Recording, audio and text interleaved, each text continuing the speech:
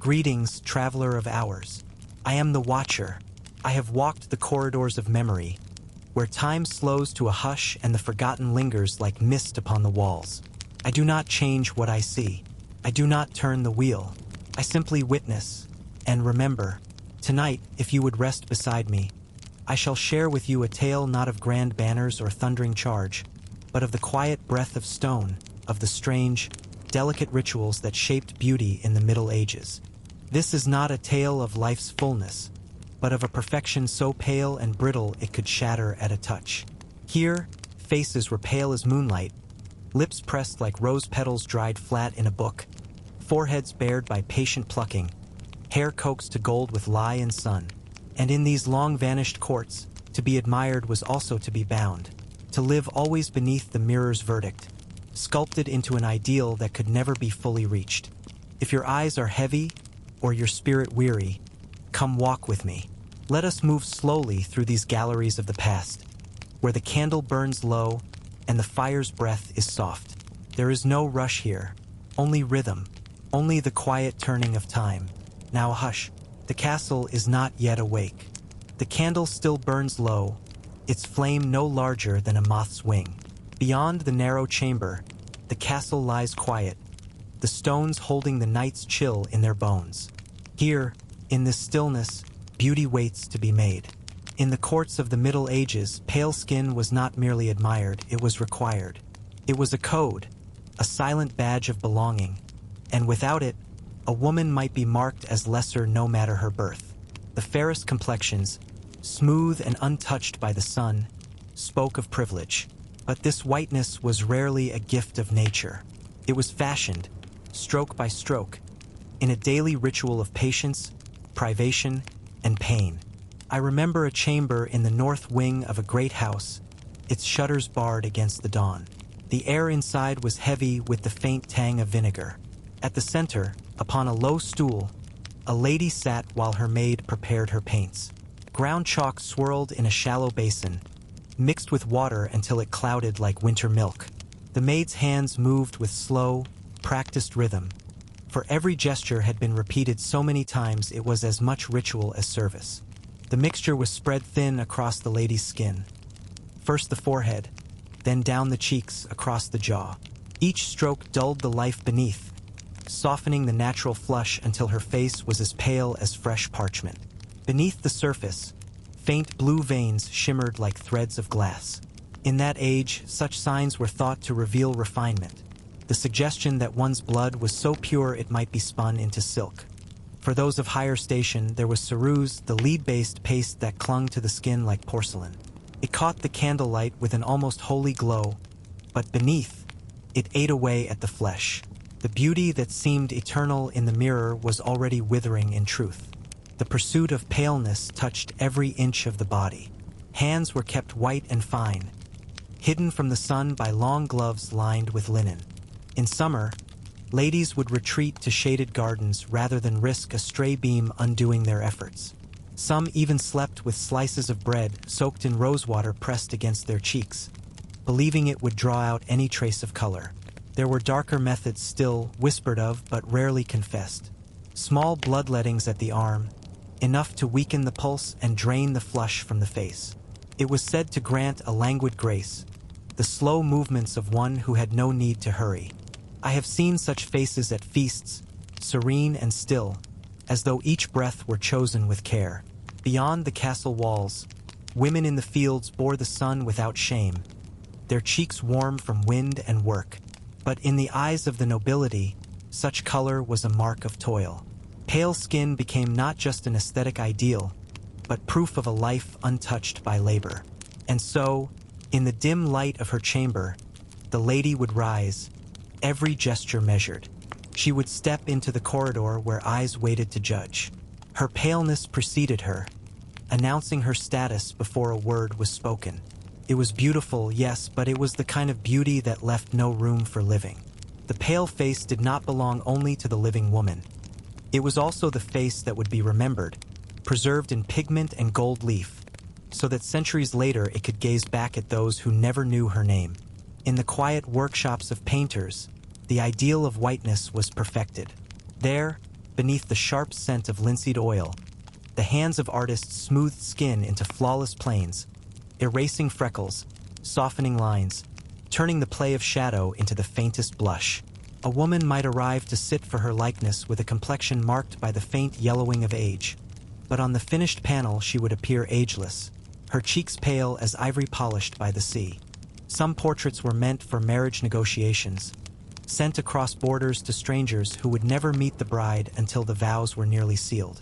In such cases, the paleness was not only fashion, it was a promise of purity. The whiter the skin, the more easily it was linked in the mind with untouched snow, untrampled by the marks of labor or desire. The connection between pale skin and holiness was never far from thought. In painted altarpieces, the Virgin Mary's face was almost without color, her features serene in their stillness. To resemble her in life was to invite a kind of silent reverence, though it also bound women to an ideal that allowed little room for laughter or warmth. I have watched as a young noblewoman paused before such an image in the chapel, the flicker of candlelight catching on the gold threads of her veil. She studied the saint's face for a long time, her own expression unreadable. I wondered if she felt pride, or weariness, or something else, something unspoken, that came from living inside a mask shaped by another's holiness. In the court, pale skin could be an advantage, but it was also a battlefield. Rivals compared one another in whispers, noting whose complexion was truest, whose powders hid the least flaw. A faint flush from dancing too vigorously, a freckle that had not been concealed, could be the subject of idle cruelty for days. The mirror, in such a world, was not a friend. It was an examiner, one that never tired, never forgave. The rituals of maintenance were relentless. In the deep of winter, when hearths roared with heat, women were careful not to sit too close to the flames, lest the warmth bring blood to the cheeks. In summer, parasols and wide-brimmed hats became shields, their shade as precious as the gems sewn into their gowns. And always, there was the smell of preparations. Vinegar water, rose oil, and the faint mineral tang of ground chalk, lingering in the corners of their rooms like a ghost. Sometimes I think the pursuit of that perfect whiteness was less about beauty and more about control, an unspoken agreement that the body would be shaped into a symbol no matter the cost. It was a way of declaring to the world, I am untouchable. I am above need. I am above the earth itself. And yet, beneath every layer of chalk, behind every painted likeness, the truth of the skin remained warm, living, and full of the blood the fashion tried so hard to deny. The day begins not with the sun, but with the sound of soft footsteps in the corridor. A maid enters, carrying a basin of water so still it might have been drawn from a pond at midnight. She sets it down beside the stool, where the lady sits already wrapped in her linen shift. The shutters are closed tight, the only light seeping in from a high slit in the wall, dim and cool. The air smells faintly of damp stone and lavender oil. A small brazier glows in the corner, not to warm the room, but to keep the air from being too damp for the powders to set. On the low table, the tools of the morning ritual are laid out.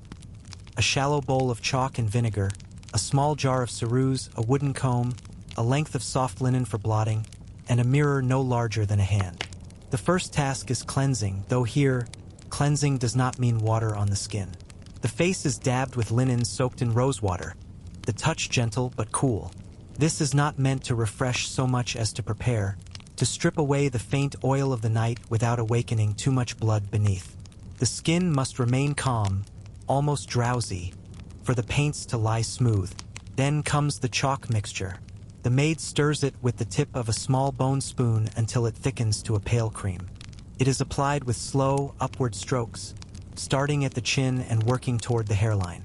The lady closes her eyes, not in pleasure, but in stillness, knowing that any twitch of muscle might leave the layer uneven. When the chalk dries, it leaves a matte finish, soft and powdery. Over this, ceruse may be added for those who wish the extra glow. The paste is cool to the touch, almost metallic. The maid smooths it over the cheeks and forehead, feathering it into the chalk so that the two layers merge. At last, the skin seems less like skin at all, and more like the surface of a fine porcelain cup. The lips are treated next. No bright color is allowed, only the faintest wash of a subdued rose, often made from crushed petals steeped in wine. The aim is not to draw the gaze to the mouth, but to keep it small, soft, and quiet. When the face is done, the hands receive their own care. They are bathed in a mixture of milk and ground almonds, then blotted dry. Gloves will cover them when the lady steps beyond her chamber, but even hidden, they must remain pale, for they too speak of status when glimpsed. The mirror is brought forward, and the lady studies her reflection in silence. The light from the narrow window falls in a single pale stripe across her face, the rest lit only by the brazier's glow. What she sees is not herself as she woke, but the version of herself the court will accept. A face untouched by labor, weather, or even the heat of her own blood. The ritual has taken nearly an hour. Outside, the day is already warming, the village beyond the walls stirring with voices and the ring of metal tools. But here, behind thick stone and drawn shutters, time moves differently, slower, more deliberate, each minute shaped into the service of this fragile perfection. When she rises, her movements are careful, her back straight, her pace unhurried. The paint must last until nightfall, for there will be no time to redo it once she enters the dance of the day. She moves toward the door, and the maid gathers the bowls and cloths, emptying the chalk water into the brazier so the faint mineral scent will linger long after they are gone. The great corridor stretches ahead, its flagged stones cold beneath her slippers. The air is different here, carrying the faint mingling of smoke from the kitchen, wax from the chapel candles, and the perfumes of passing gowns. Her pale face, prepared in silence, now meets the world it was shaped to impress. Servants step aside without raising their eyes. It is not their place to meet her gaze. The other ladies, however, see everything. They glance quickly as she approaches, just long enough to measure the smoothness of her skin, the brightness of its sheen, the absence of even the smallest flaw. In this place, beauty is a form of currency, and the palest skin is a coin of high value. Yet it is also fragile. A single imperfection, a faint flush from walking too quickly, a small mark overlooked by the maid, can diminish its worth. There are no spoken insults here. Instead, approval or criticism is carried in the smallest arch of an eyebrow, the briefest curve of a smile. She passes beneath an arch into the solar, where the morning gathering has begun. A row of windows floods the room with light, yet she keeps to the far side, where the glare is softened by hangings of rich fabric. Too much sunlight will undo the morning's work. Here, in the gentler glow, her skin appears at its most flawless, its whiteness luminous, its shadows softened. The conversation drifts between court matters and the small vanities that pass for entertainment in the long hours between feasts. Compliments are wrapped in layers, offered not so much to please as to probe. The journey from your estate must have been comfortable. You have not a hint of sun. Or, the air in this castle is kind. It does not bring color to the cheeks as the southern wind does. Beneath the courtesy lies comparison. The ladies, each adorned in their own perfection, assess one another with care. A shade too much rose in the skin might hint at health, which, paradoxically, was less desirable than the delicate suggestion of frailty. To look strong was to risk seeming common. Men, too, note the paleness, though their judgment is different. Some see it as refinement, a sign of noble blood. Others, more privately, may see it as distance, a beauty that is cool to the touch. Few consider what it costs to keep such a face untouched by warmth or wind.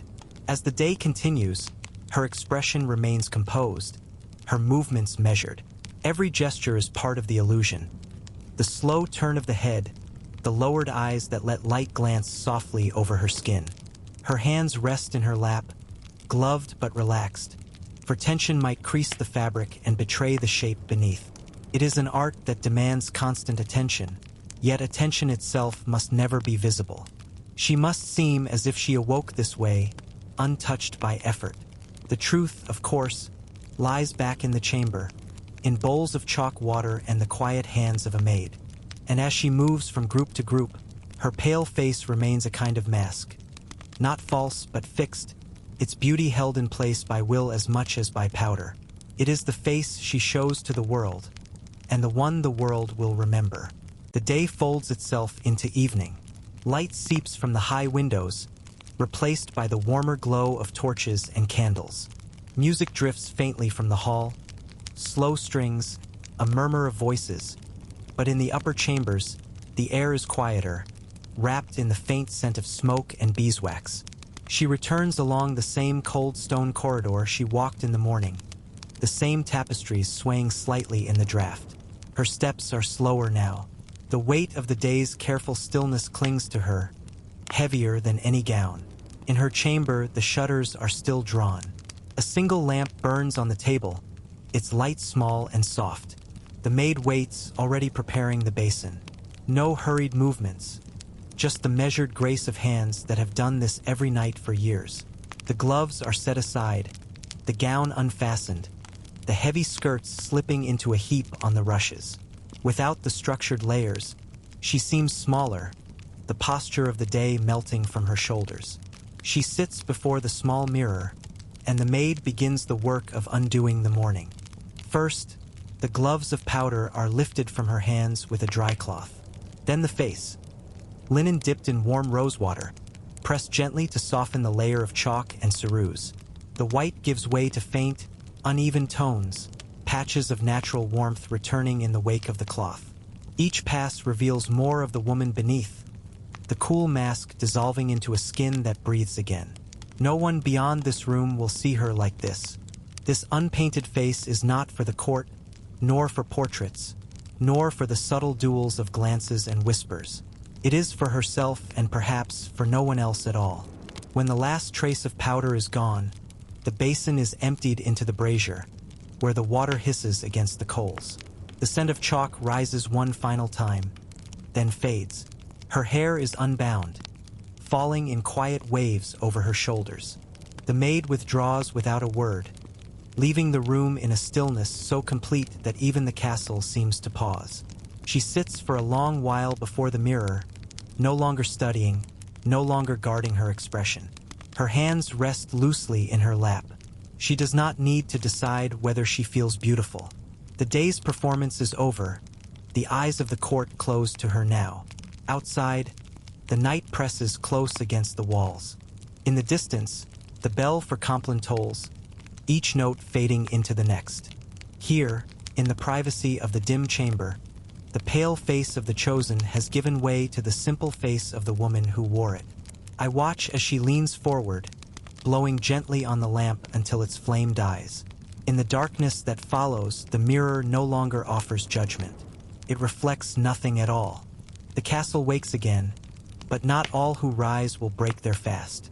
In the high chambers, where stone walls are hung with tapestries of hunting scenes and saints, there is another kind of discipline at work, a discipline not of sword or scripture, but of the body itself. In the courtly ideal of beauty, the face was not meant to glow with fullness or strength. It was to be shaped by restraint, as though the flesh itself had learned humility. Hollow cheeks were prized, for they suggested delicacy, refinement, and a life untouched by the hearty meals of the common hall. To achieve this, women practiced a quiet starvation, not the desperation of famine, but a controlled thinning, like a candle burning slowly in still air. Meals were small, often taken alone, so that no one could witness the modest plate or the food left untouched. Honeyed almonds, thin slices of apple, broth light enough to see the bottom of the cup. These were enough to sustain, but never to satisfy. I have stood in the cool hush of a morning chamber where the table was laid with bread, cheese, and a small roast brought up from the kitchens.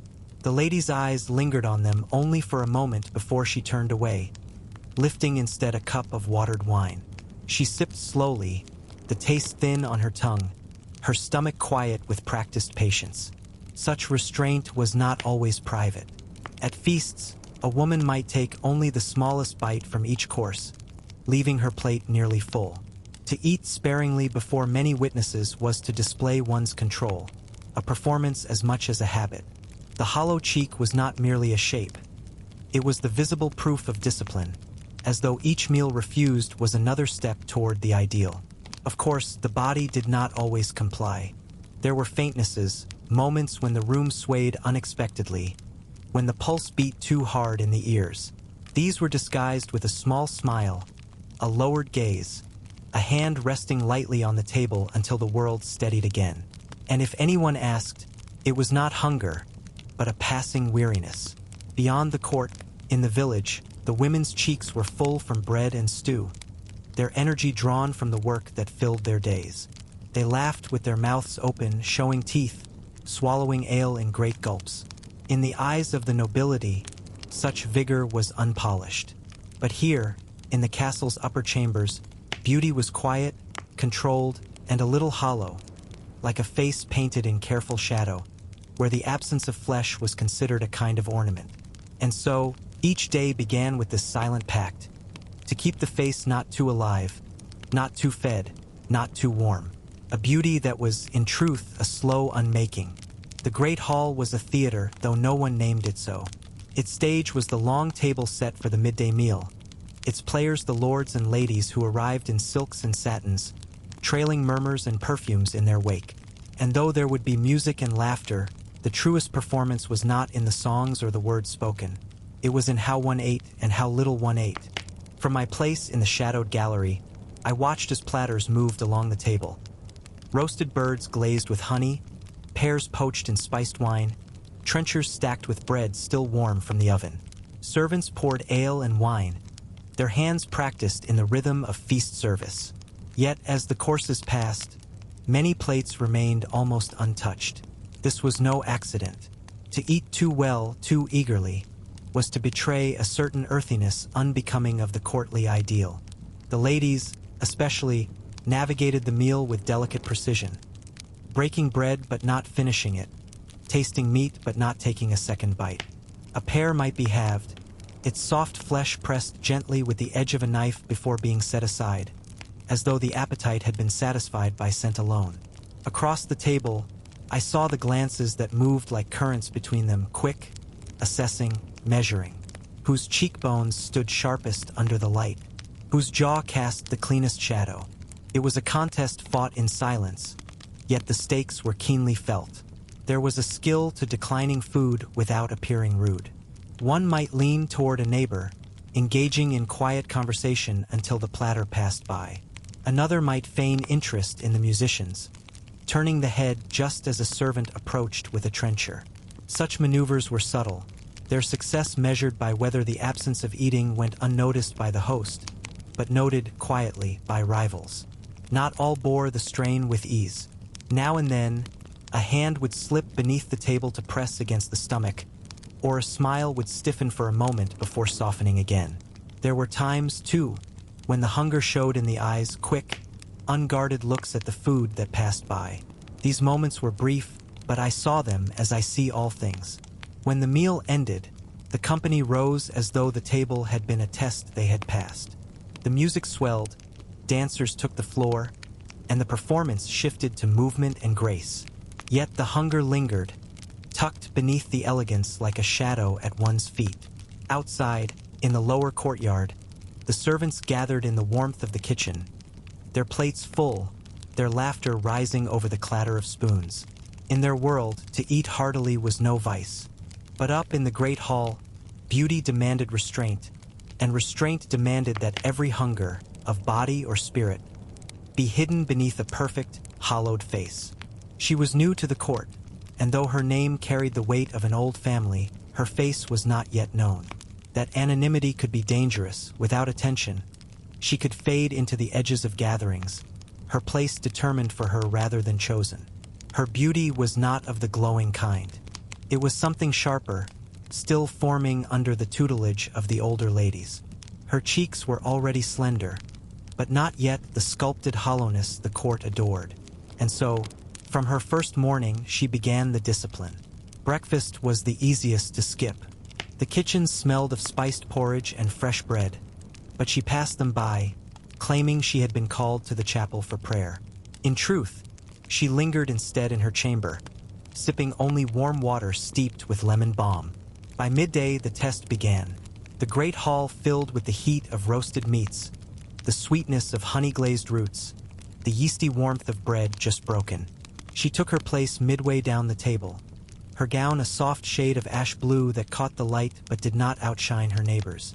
When the first course came, she accepted a slice of roasted quail, let it rest on her trencher, and busied herself with a polite exchange about the weather along the southern road.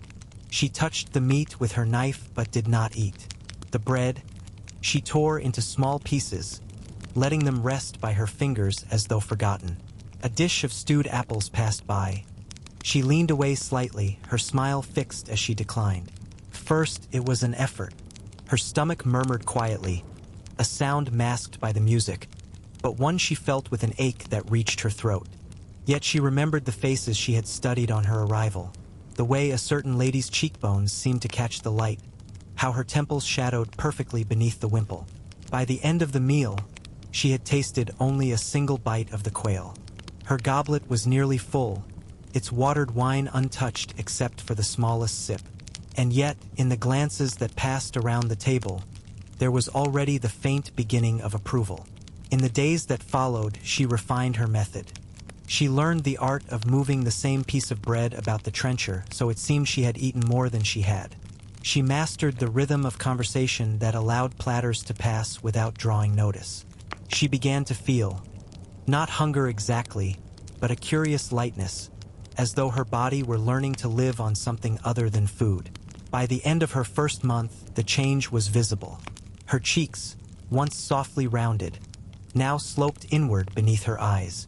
The effect was subtle, but in the candlelit gatherings of the court, it caught the notice she had been seeking. What she did not yet know, what none of them knew, was how quickly such hunger, once invited, could become a companion difficult to dismiss. The first sign came in the late hours of a feast. The great hall was warm with torchlight, music swelling from the minstrel's corner. She had danced twice already, her steps light, her smile unfaltering. Yet as she made her third circuit about the floor, the edges of the room seemed to ripple, the colors of the gowns bleeding together like paint in water. She slowed, hoping it might pass, but the air grew thick and distant. A voice, gentle, concerned, asked if she wished to rest. She shook her head, smiling as though the request were unnecessary, and moved toward a bench near the wall. The gown's silk caught on her heels as she sat, her hands folded carefully in her lap to hide their tremor. A servant passed with a tray of small sugared plums. The scent rose sweet and sharp, curling into her empty stomach. She thanked him but did not take one. Instead, she fixed her gaze on the dancers, nodding at their grace, willing her breath to steady. These moments became more frequent.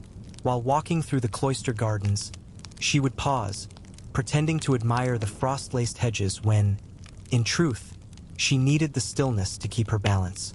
During Mass, she knelt longer than the others, head bowed, not in devotion but because the blood's rush in her ears made the room sway. She told no one. To speak of it would be to admit weakness, and in the court, weakness was remembered as sharply as beauty. So she practiced her concealment, leaning against a column while waiting to be called forward, resting a gloved hand lightly on the back of a chair as if in thought. Each small anchor was hidden within the elegance expected of her. Her mirror offered the only reward. The hollows beneath her cheekbones were more defined, her jaw sharper, the line from temple to chin unbroken by fullness. In candlelight, the change was striking. Her eyes seemed larger, her neck longer, her whole presence refined into something finer, more brittle, more rare.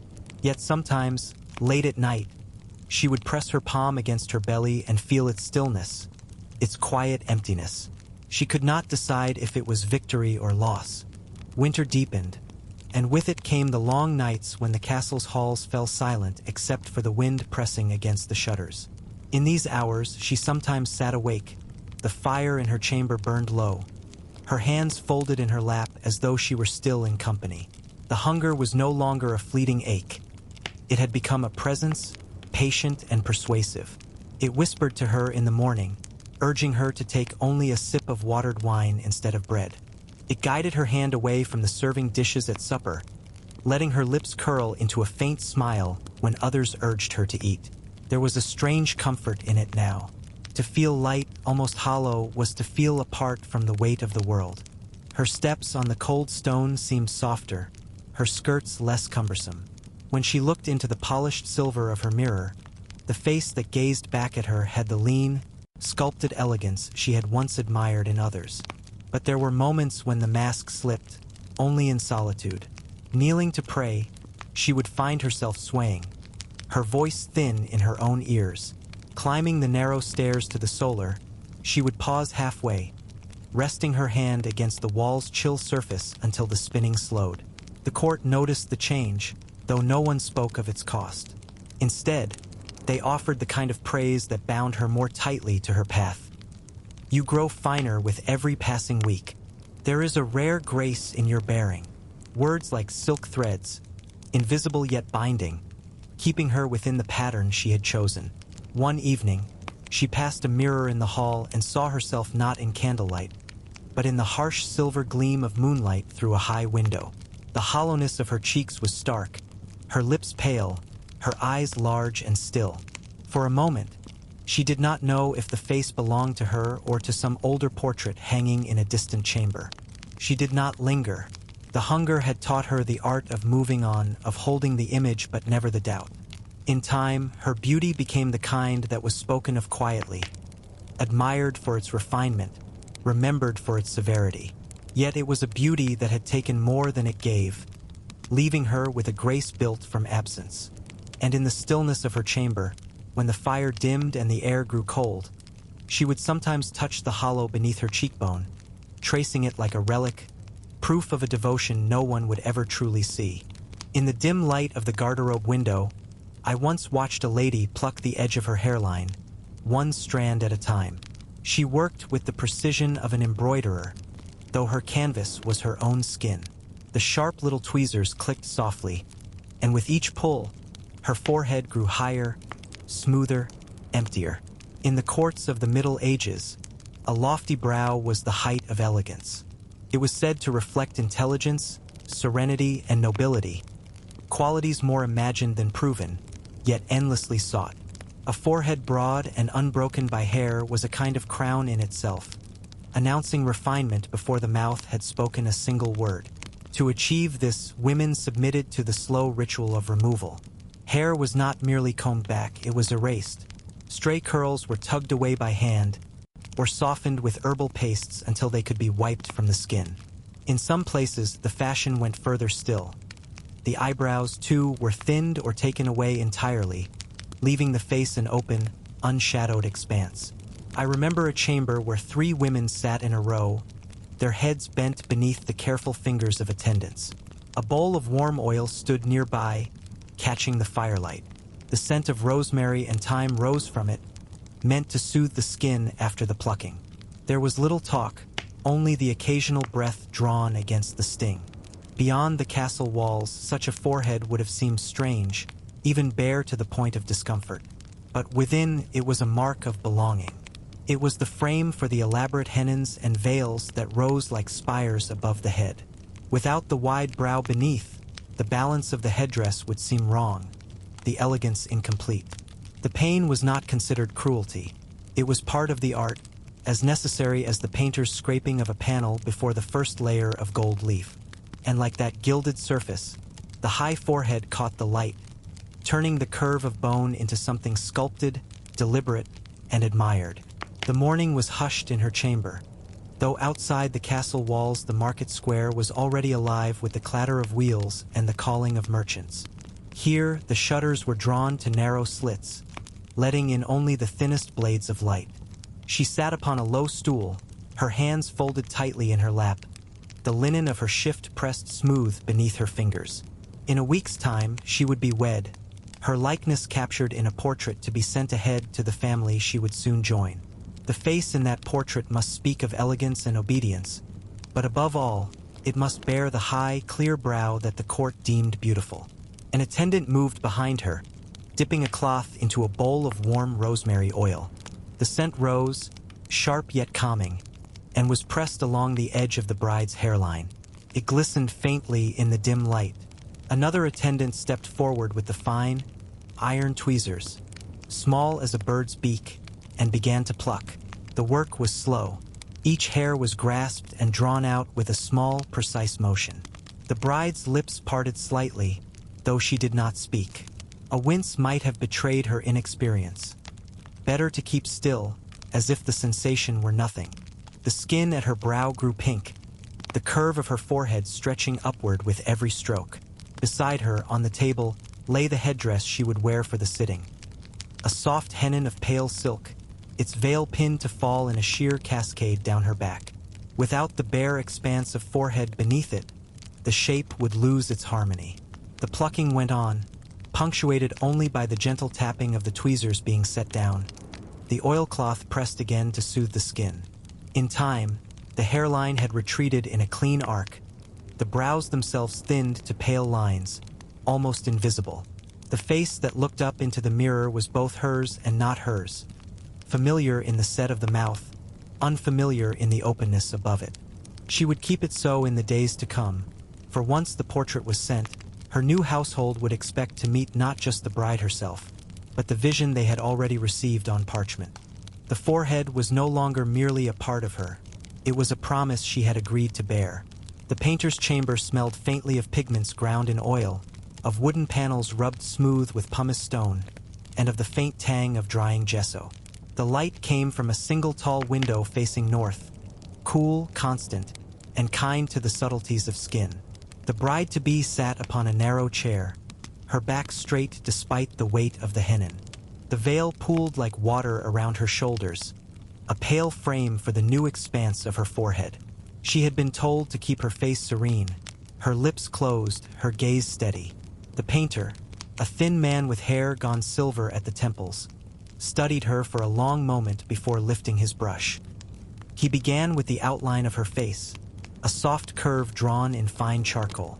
The forehead was given its due height, unbroken and unshadowed, catching the imagined light that would fall in the finished work. This space, the emptiness above the brows, was not left plain. It was a field upon which the painter could play with tones so subtle they were almost invisible. A pale golden warmth near the temples, the faintest coolness at the center, to suggest the curve of bone beneath the skin. Her eyes were placed carefully, not too large, for that would have drawn the gaze downward.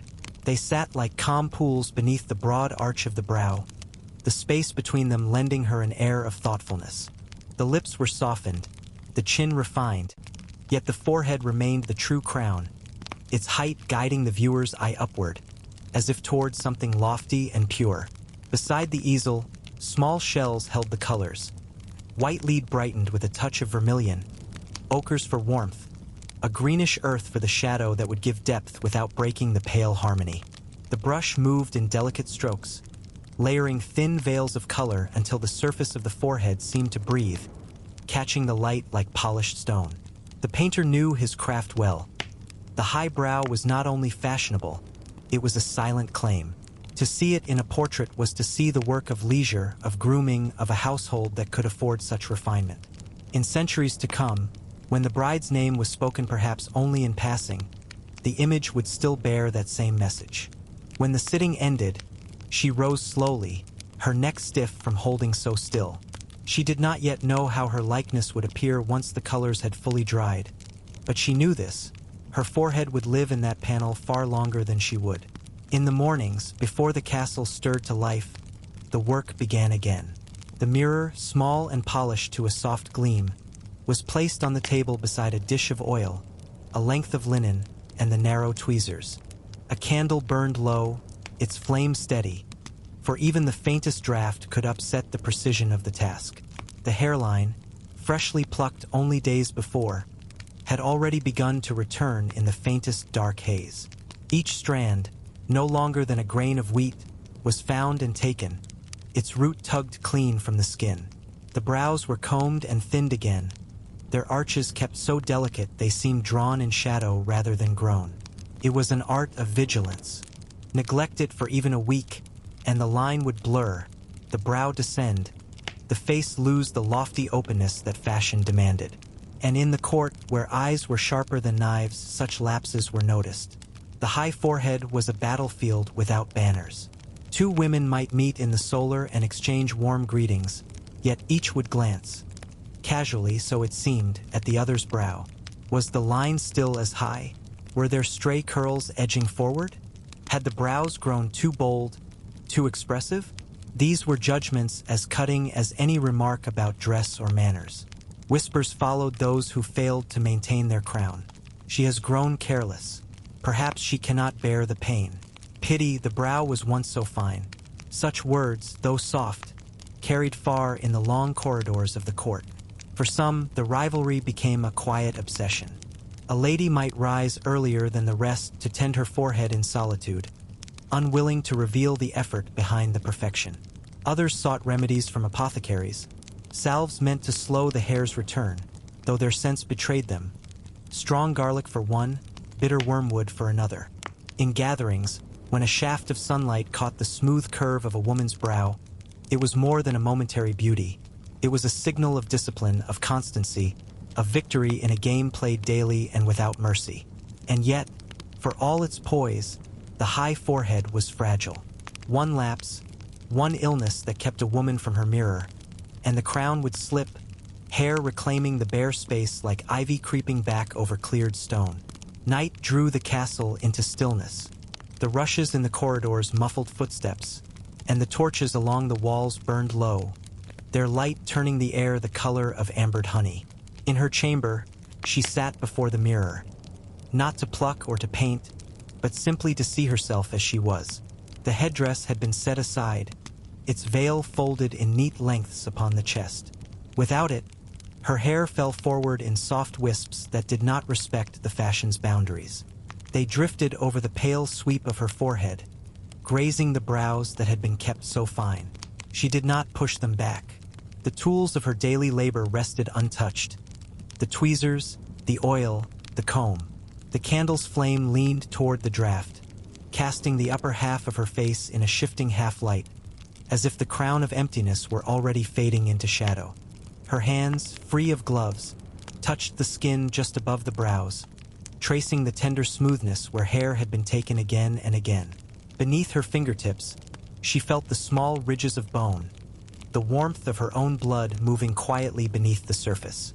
In this moment, she did not think of rivals or of portraits. The court's measuring eyes were far away, their judgments dissolved into the stillness.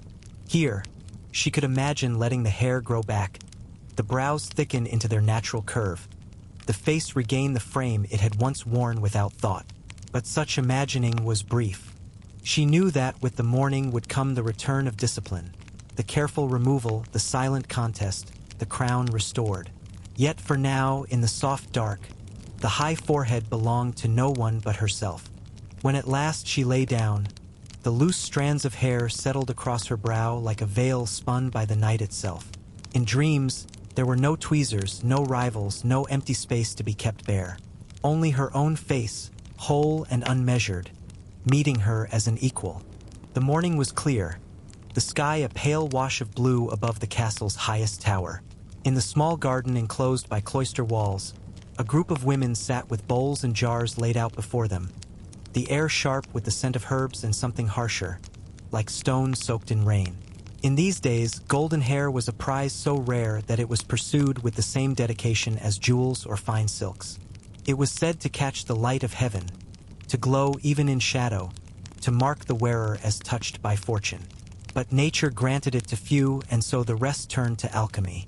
The recipe varied from household to household, but the heart of it was the same. Lye, often drawn from wood ash, mixed with water until it bit faintly at the skin. Saffron, crushed to release its deep, sun-warm hue. And in the most ambitious mixtures, the juice of unripe grapes or the bitter oil of green walnuts. One woman stirred her bowl with a bone spoon, the liquid swirling from pale yellow to a cloudy gold. Another tested the mixture with the tip of her finger, flinching at its sting before smoothing it across a strand of hair to judge the change. The goal was not merely lightness.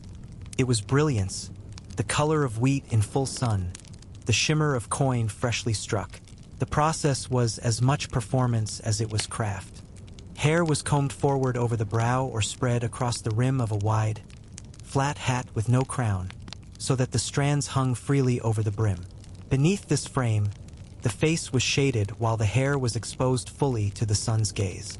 There the women sat for hours, the mixture working slowly under the light, the heat deepening the color even as it dried the strands to a brittle fineness. From where I stood in the shade of the cloister, I could see the discipline in their stillness. The urge to shift, to retreat from the sun, was resisted. Beauty demanded patience, and patience demanded that comfort be set aside. When at last the hair was washed in the fountain's cold water, the change was subtle but undeniable. The dull brown was softened, the gold tones caught in the afternoon light, and though the strands were a little rougher to the touch, the eyes of the court would see only the glow. Yet the sun was not always a gentle ally. Some left the garden with scalps stung red, their hair weakened to the point of breaking.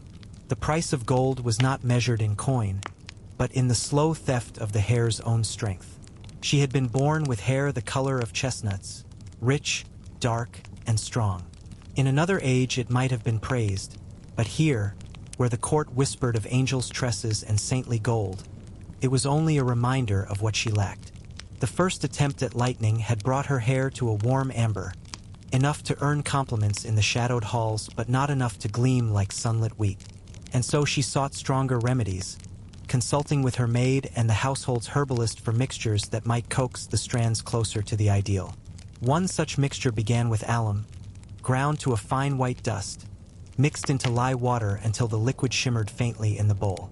To this, saffron was added, not in the modest pinch of the earlier recipe, but in heaped spoonfuls that stained the mixture a deep golden hue. A drop of vinegar was stirred in last, releasing a sharp, biting scent that made the maid wrinkle her nose. The application was meticulous. Each lock was separated, coated from root to tip, and spread over the brim of the crownless hat. The maid worked swiftly, for the liquid, once mixed, lost its potency as it cooled. Soon the lady sat in the full glare of the midday sun, the veil at her shoulders protecting her skin while her hair lay exposed to the sky. Minutes lengthened into hours. The sun's heat pressed against her scalp, and the mixture began to tighten as it dried, pulling faintly at each strand. A faint tingling grew into a steady sting, yet she kept her posture still, her gaze fixed on the distant towers beyond the wall.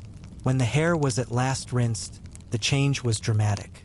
The brown was gone, replaced by a pale gold that caught the light in quick, sharp flashes.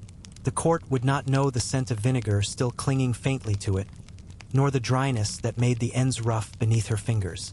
That evening, as she descended into the great hall, the transformation drew eyes. A murmur followed her. A sound as soft as rustling silk, the sound of attention gained. And in the gleam of the torches, her hair glowed not with the warmth of its chestnut past, but with the brittle, dangerous brightness she had sought.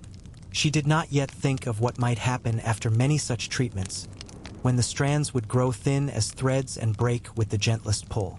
For now there was only the gold, and the way it caught every glance like a net. Summer settled over the land with a heat that seemed endless. The gardens lay heavy with scent, the air still except for the drone of bees among the lavender. It was in this heat that she renewed her pursuit of brightness, each sitting in the sun another step toward the shimmering crown she imagined for herself. The mixtures grew harsher. Some mornings began with a paste made of crushed barley, lemon juice, and saltpeter, spread along the length of her hair until the strands clung together in damp ropes. Other days she returned to the alum and vinegar, but left it in longer, an hour, then two, until the skin at her hairline flushed pink. The process became a rhythm. Coat, sit, endure, rinse. Always in the open air, always with the sun pressing down. Her maid, loyal but worried, brought cool water for her to sip, but the lady rarely drank. She feared that moving to take the cup might disturb the light's perfect fall upon her hair. By midsummer, the gold was nearly as pale as she had dreamed. Under torchlight, it gleamed like newly minted coin. In the full sun, it shimmered almost white, but the price was beginning to show. When she combed her hair at night, the teeth of the comb came away with more than just tangles. Strands broke and drifted to the floor like fine threads. The ends had split, curling into fragile wisps, and the once smooth texture now felt coarse beneath her fingers. Yet these signs were hidden beneath the elaborate braids and veils of the court. In public, the transformation was still perfect, the brightness still envied. In private, her maid began to cut away the worst of the damaged ends, hoping to preserve what strength remained. Still, she did not relent. The season was short, and each day of sunlight was a gift to be spent. Better to have gold for a single summer, she once murmured to her own reflection, than dullness for a lifetime. And so, even as the edges of her beauty frayed, she leaned further into the craft, chasing a perfection that receded like the horizon. The weather turned without warning. For weeks the sky had been a relentless blue, but on this morning the clouds gathered low and heavy, their edges dark as ink.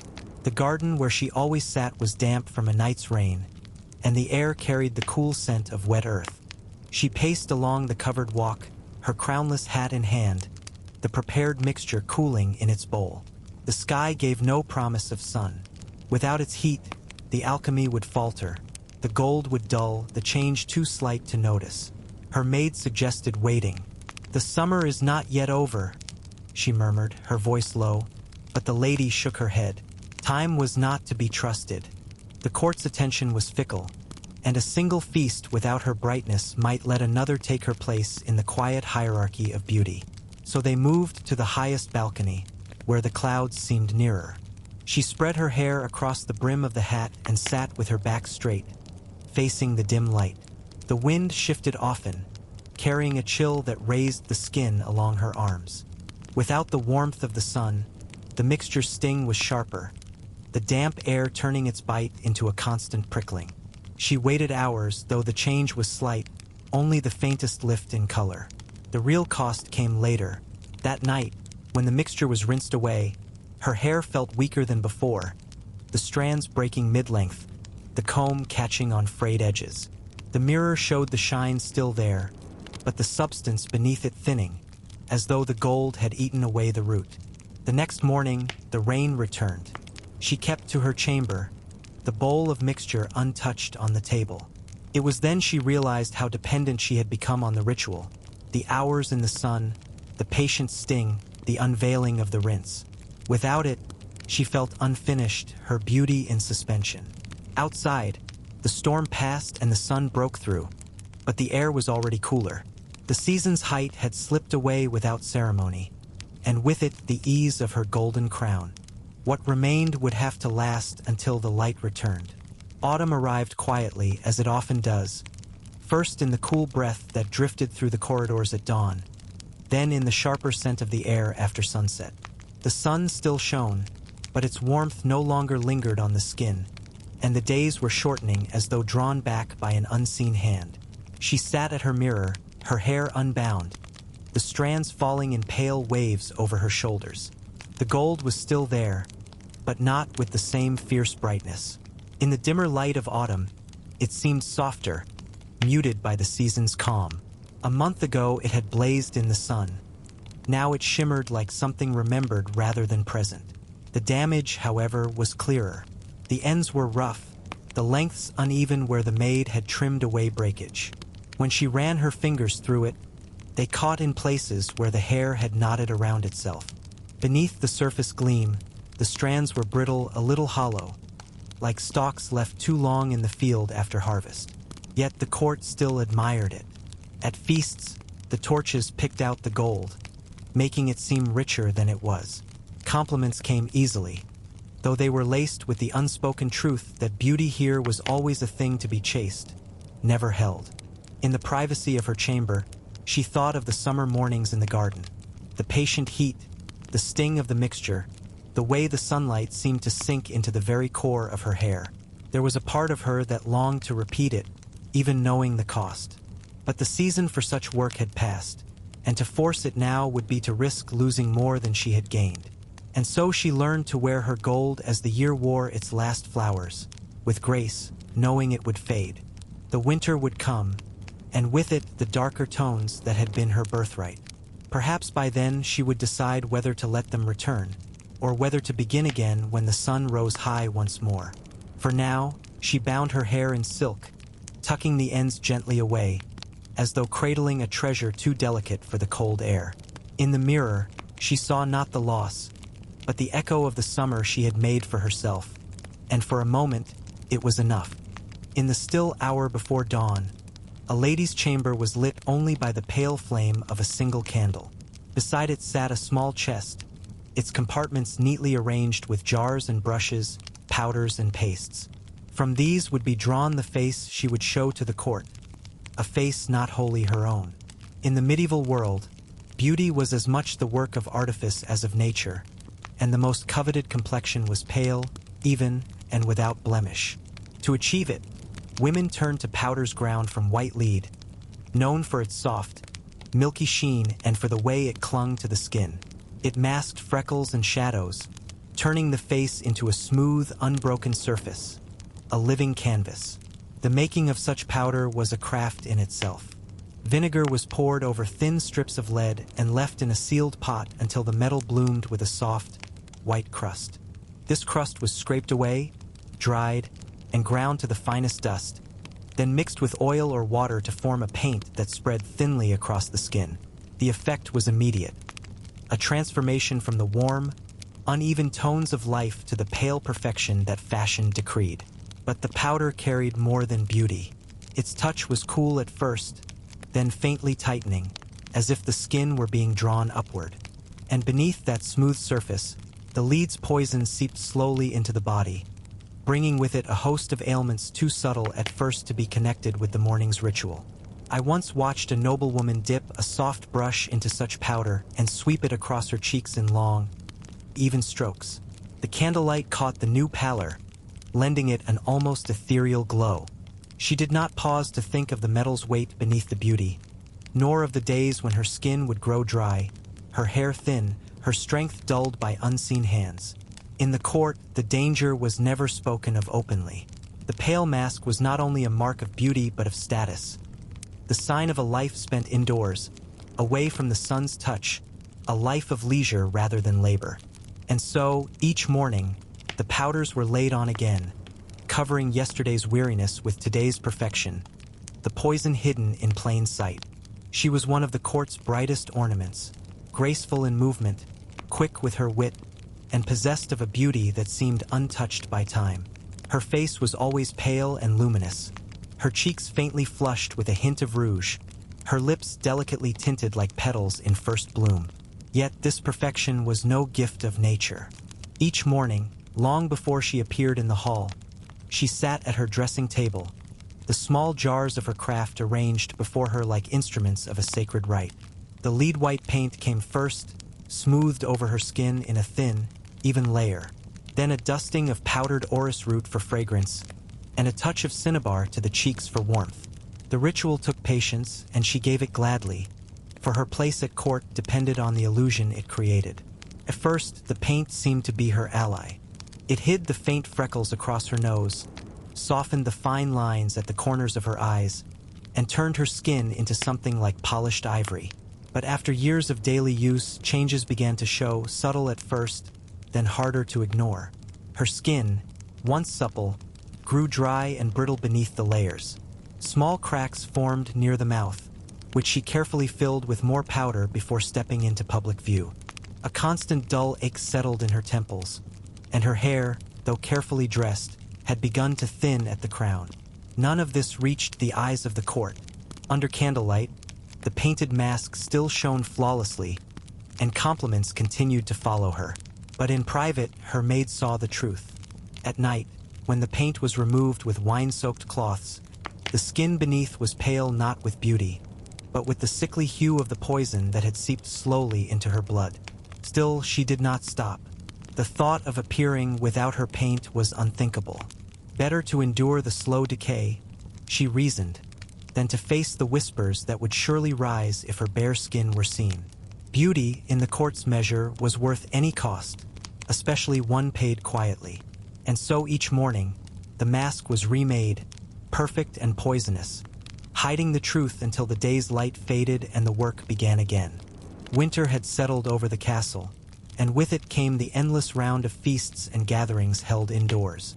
Candlelight was everywhere, on the long tables, in the sconces along the walls, in the hanging candelabra that cast their flickering glow over the court's faces. It was a light that forgave much, yet even in its gentleness, the cracks in her beauty had begun to show. It started with small things. When she smiled, the paint would crease faintly at the corners of her mouth, leaving thin white lines like frost on glass. A faint roughness had appeared along her jaw, where no amount of powder seemed to sit quite smoothly anymore.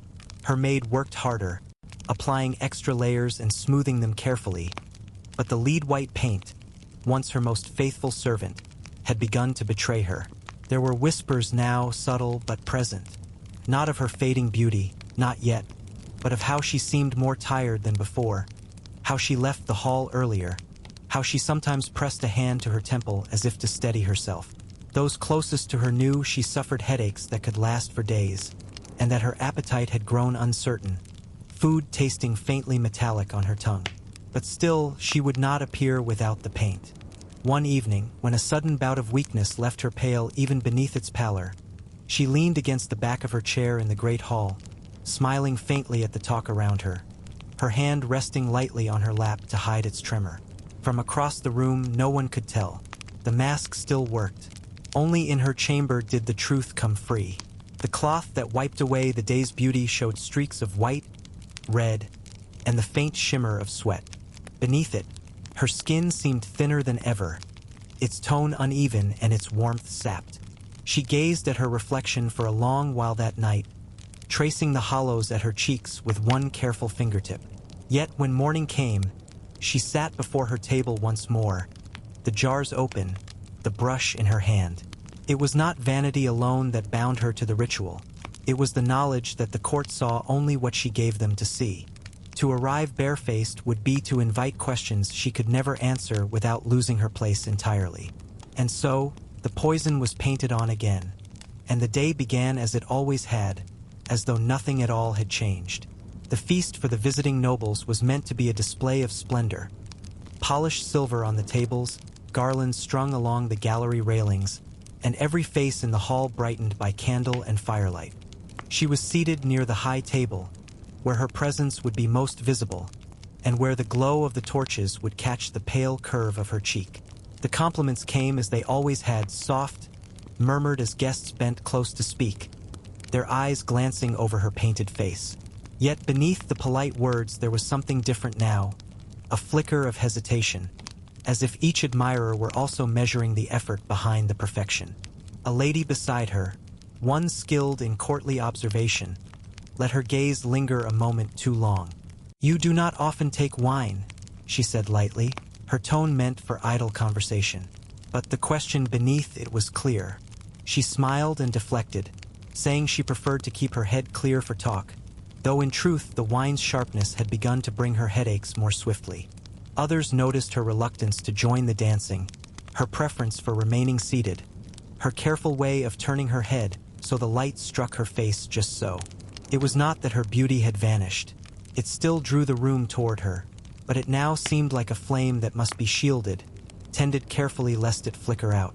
Later, as the hall emptied, a young courtier approached to take his leave.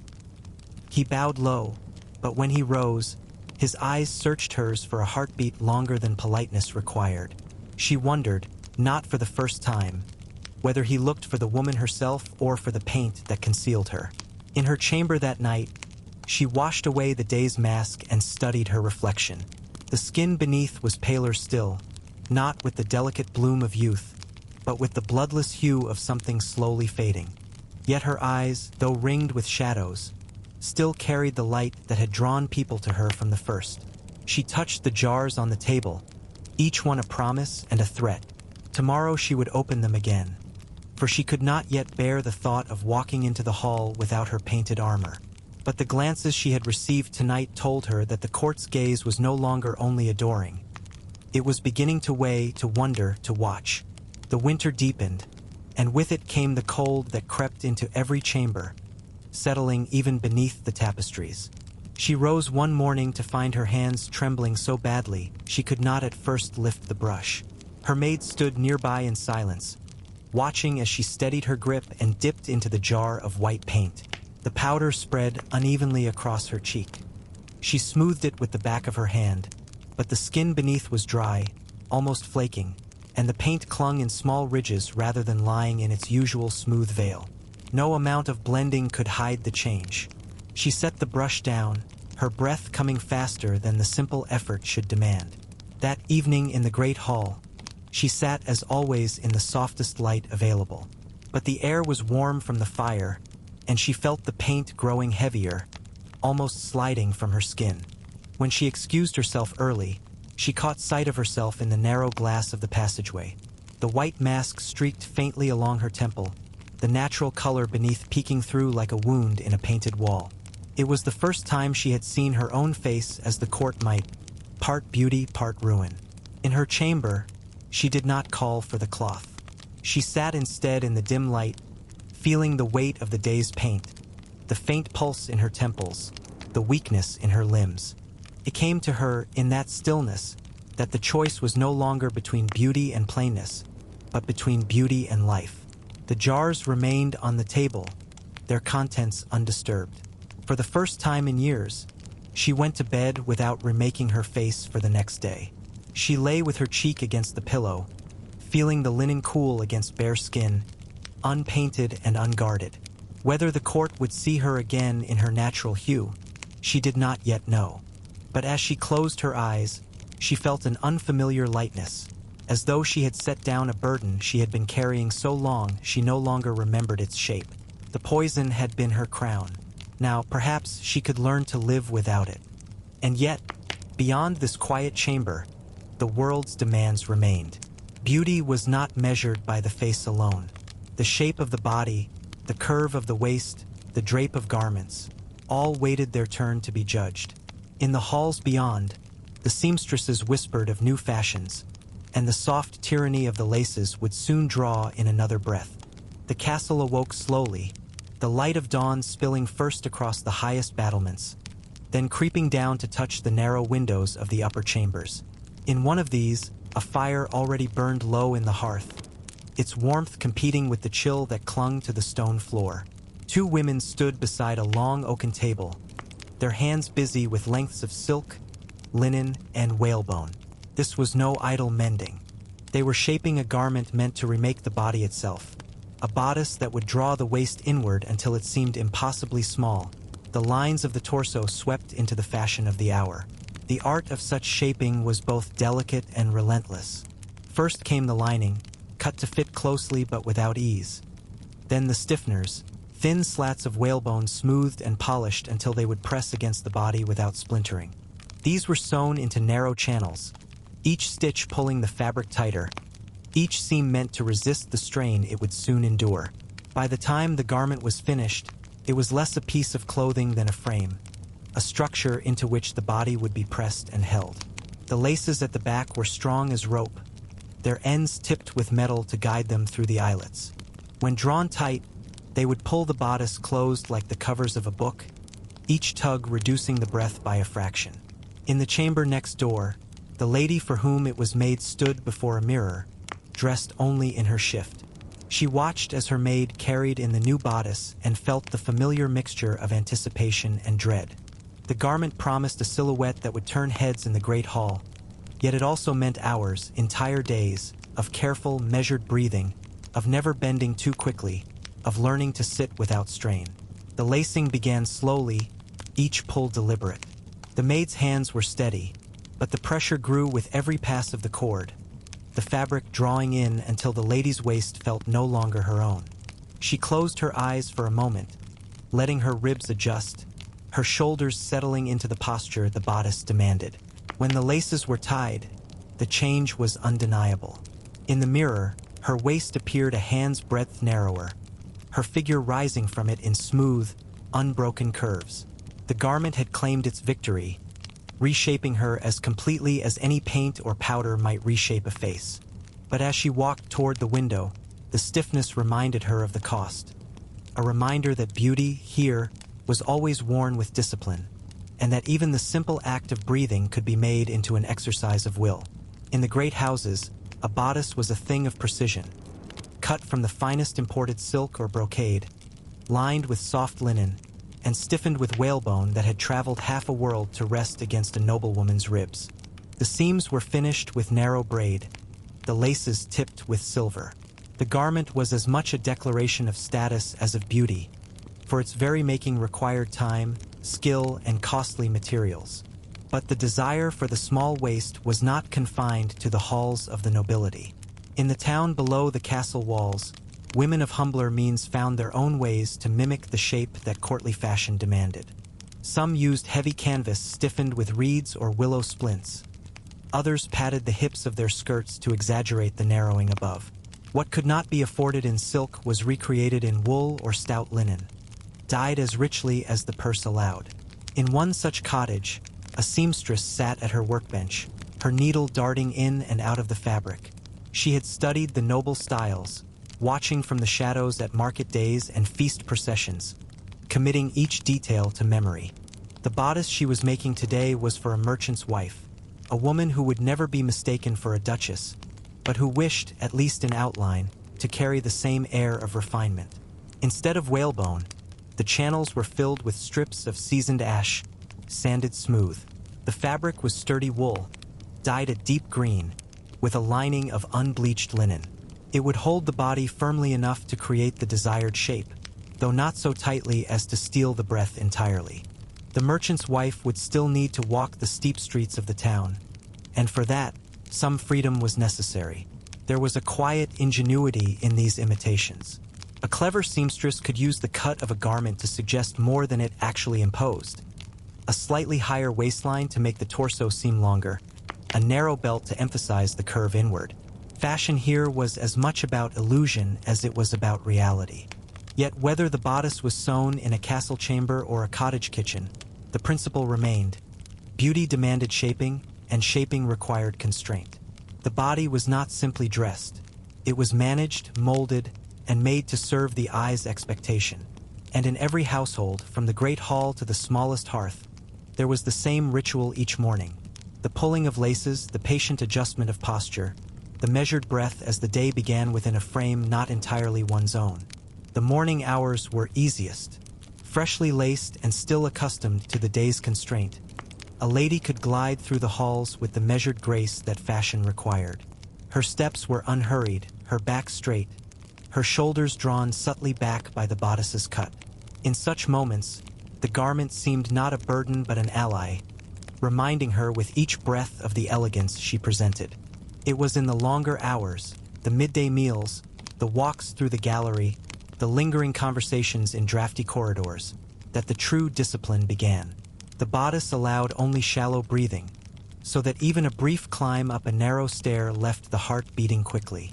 She learned to mask this with stillness, pausing to admire a tapestry or to lean delicately on the carved rail of a balcony while her breath caught up with her. Eating, too, was an art. Plates at the great table might be heaped high, but the waist's confinement left little space for the indulgence the feast promised. A few careful bites, a sip of watered wine, a smile to one's companions. These were enough to maintain appearances without betraying discomfort. The greatest challenge came in moments of laughter. A sudden, deep laugh could strain against the laces, pressing painfully along the ribs.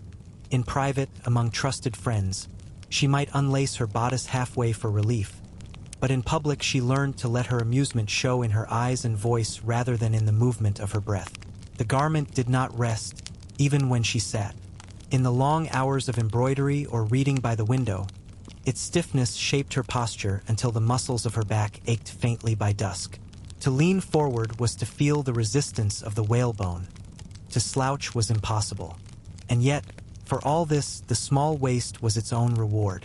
Passing her reflection in a polished chest, she saw the smooth lines from shoulder to hip, the way her gown flowed perfectly over the frame the bodice provided. In the court's eye, this was grace, the very image of refinement. She wore it knowing that the ease of movement, the deep breath, the unguarded gesture had all been traded away. Beauty, here, was not simply seen. It was lived, hour by hour, as a discipline carried quietly beneath the silks. In the court's long gallery, where the winter sun streamed in through high windows, the rivalry was unspoken yet everywhere present. Women passed one another with serene expressions, exchanging polite greetings, while their eyes flickered, measuring each figure in the slow glance of habit. The smallest waist was not always the most praised, at least not aloud. Compliments took more subtle forms. A murmur about how well a gown fell, a remark on how a certain cut suited the season's fashion. Yet beneath these phrases was the quiet acknowledgement of proportion, the recognition of discipline. There were those who pushed the boundaries, lacing tighter than comfort allowed, willing to risk faintness for the sake of an extra inch. They moved with deliberate slowness, their hands resting lightly at their sides as though they were always posing for a portrait. Servants knew to keep a watchful eye during long audiences, for these ladies sometimes swayed after standing too long, their breath shallow and quick. Others took a different approach, relying on the skill of their tailors to create illusion rather than severity. Padding at the hips or bust could make the waist seem smaller by contrast. Certain patterns drew the eye inward, suggesting a curve where the body was left freer. This was its own kind of cunning, admired by those who understood the game. The most envied of all were the few who seemed to achieve the ideal without effort, whose figures appeared naturally in keeping with fashion, whether by fortunate birth or by a discipline so well concealed it might as well have been nature's gift. These women were spoken of with a mixture of admiration and quiet disbelief, for in the court, it was almost impossible to believe that beauty came without some form of sacrifice. At feasts and dances, the competition grew sharper. A lady entering the hall might pause just within the door, allowing her silhouette to be seen in full. Another might choose to walk slowly across the room, the curve of her waist outlined by the flicker of torchlight. And though each smile was gracious, each nod courteous, the air between them carried the same unvoiced thought. Am I the one they will remember tonight? In this way, the small waist was not merely a fashion but a contest, a silent tournament fought without blades or banners, in which the victor was crowned not by applause, but by the lingering gaze of those who valued beauty above all else. Night in the castle came quietly. The feasting hall emptied, the musicians' last notes fading into the vaulted ceiling before being swallowed by the hush of the corridors. In the chambers above, doors closed one by one, leaving only the muffled footsteps of servants tending to the last duties of the day. In her own room, lit by the steady glow of the hearth, she stood before the mirror once more. The gown had already been unfastened, the heavy skirts slipping to the floor in a low sigh of fabric. Only the bodice remained, laced tight from the small of her back to the nape of her neck, holding her upright as it had since morning. Her maid began to loosen the cords, each pull releasing a little more space for the breath. The change was slow, for the body did not return to its full ease at once. The ribs seemed reluctant to widen, the muscles unsure how to move without their stiff support. She inhaled carefully, feeling the air reach places it had been kept from all day. When the last lace slipped free, the bodice opened like the petals of a flower at dusk, revealing the shift beneath, soft, unshaped, and welcoming to the curve of her own form. She stepped out of the garment and placed it gently on the chair, its shape still holding the memory of her body. The marks were there, faint ridges along her skin where the seams had pressed, a narrow band of pink encircling her waist. She touched them absently, knowing they would fade by morning, only to be replaced again by the next day's wear. For a moment, she stood without moving, savoring the absence of pressure.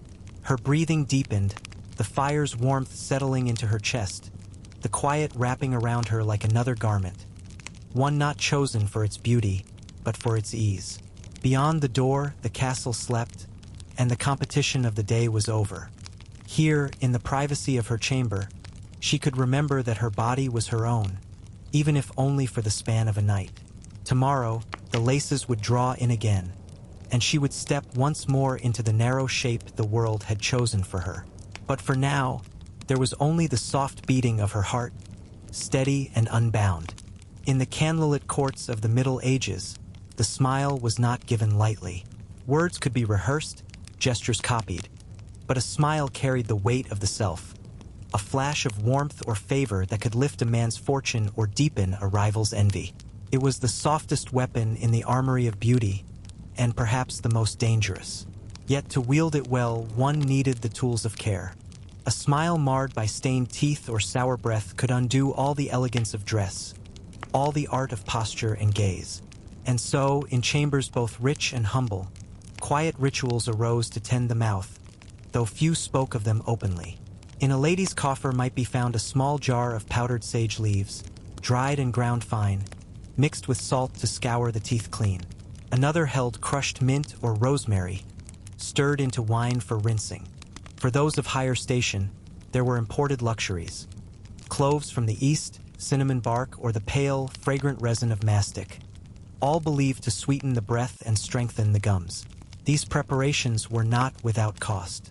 The salt could wear the enamel thin, the wine could dry the mouth, the resin could crack under careless chewing.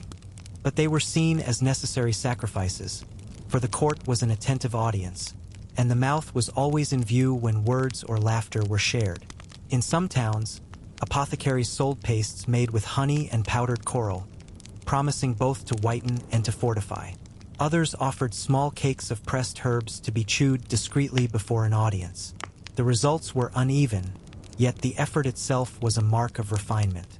I have seen the way a well-kept smile could change the course of a conversation. A single upward curve of the lips, revealing even clean teeth, could seal an unspoken agreement or turn away an insult before it was voiced. In the dim light of a hall, it could catch the flame of a candle and seem almost to glow, as if it were lit from within. And so the tending of teeth and breath became part of beauty's discipline, practiced in quiet corners each morning and evening, the results displayed only in fleeting moments, yet remembered far longer than the words that accompanied them. The first light of morning touched the narrow casement, falling in a pale stripe across the dressing table. Upon it were arranged the tools for a ritual seldom spoken of, though practiced daily. A smooth wooden cup for rinsing, a small pestle and mortar, a folded cloth of fine linen, and 3 tiny jars, each holding its own secret. The lady sat quietly as her maid began. From the first jar came a pinch of dried sage, crushed between the mortar's bowl and the pestle's steady pressure. Its scent rose, sharp and clean. To this was added a little coarse salt, the grains grinding against the leaves until the mixture was fine enough to sift through the fingers. The maid took a clean cloth, dipped it in warmed wine, and sprinkled the herbal powder upon it. Then, holding the cloth between forefinger and thumb, she began to rub it gently over the lady's teeth. The sage left a faint bitterness on the tongue, the salt a hint of sting along the gums. The process was unhurried, each pass polishing the enamel to a soft sheen. When the teeth were done, the lady took the second jar herself. Within was a dark paste of honey and powdered cinnamon. She pressed a small amount onto her fingertip and smoothed it along her teeth, letting the spice linger before rinsing with cool water. The sweetness masked the sage's bitterness, and the warmth of the cinnamon spread slowly across her breath. Last came the smallest jar, brought from distant shores by a merchant whose name she could no longer recall. It held tiny, pale resin tears of mastic. She placed one upon her tongue and bit down gently until it softened, releasing a scent both sharp and sweet. She chewed until the resin became pliant, then set it aside on a silver dish to be used again later in the day. Only when this was done did she allow herself to smile at the mirror. The changes were subtle, a brightness in the teeth, a freshness in the breath, but they were enough. In the great hall, where glances were swift and judgments swifter, such subtleties could mean the difference between a welcome and a dismissal. The smile was now ready, though it would not be spent recklessly. Like a coin of gold, it would be offered only when its value was certain and its return assured.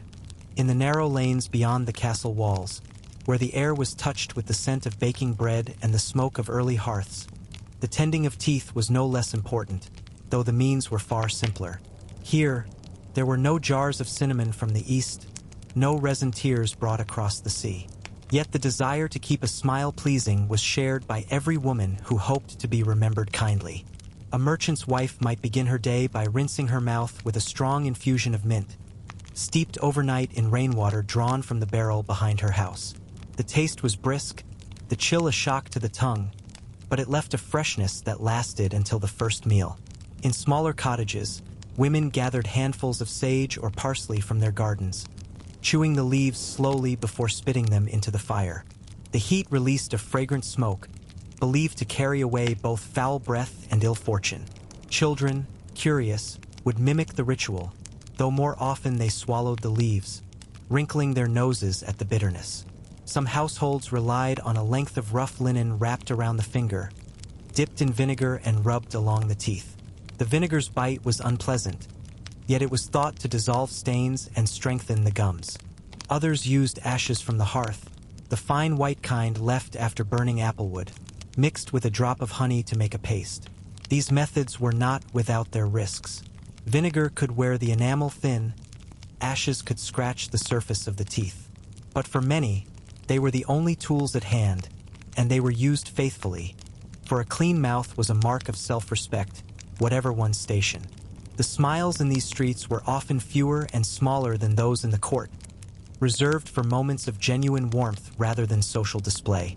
Yet when they came, they carried a sincerity that needed no gilding, the kind of smile that might greet a neighbor at the well or soften the bargain at a market stall. Even here, in the simplest of homes, the care of the mouth was an act of preparation, a readiness for the moments when a smile might open a door or mend a rift. Beauty was not the sole possession of those in the high halls. It lived also in the quiet dignity of faces framed by the smoke of the hearth and the scent of herbs. The court was a place where the smallest imperfection could be magnified into a reputation, and the breath was no exception. A lady's gown might be of the finest cut, her jewels set with the richest stones, yet if her mouth betrayed neglect, it was whispered of before she had left the room. The signs were read quickly: a dullness to the teeth, a faint discoloration at the edges, the shadow of decay. All could undo the impression carefully built by silks and postures. And breath, though invisible, was in some ways even more dangerous, for it was discovered only at close quarters, when the listener could not retreat without breaking decorum.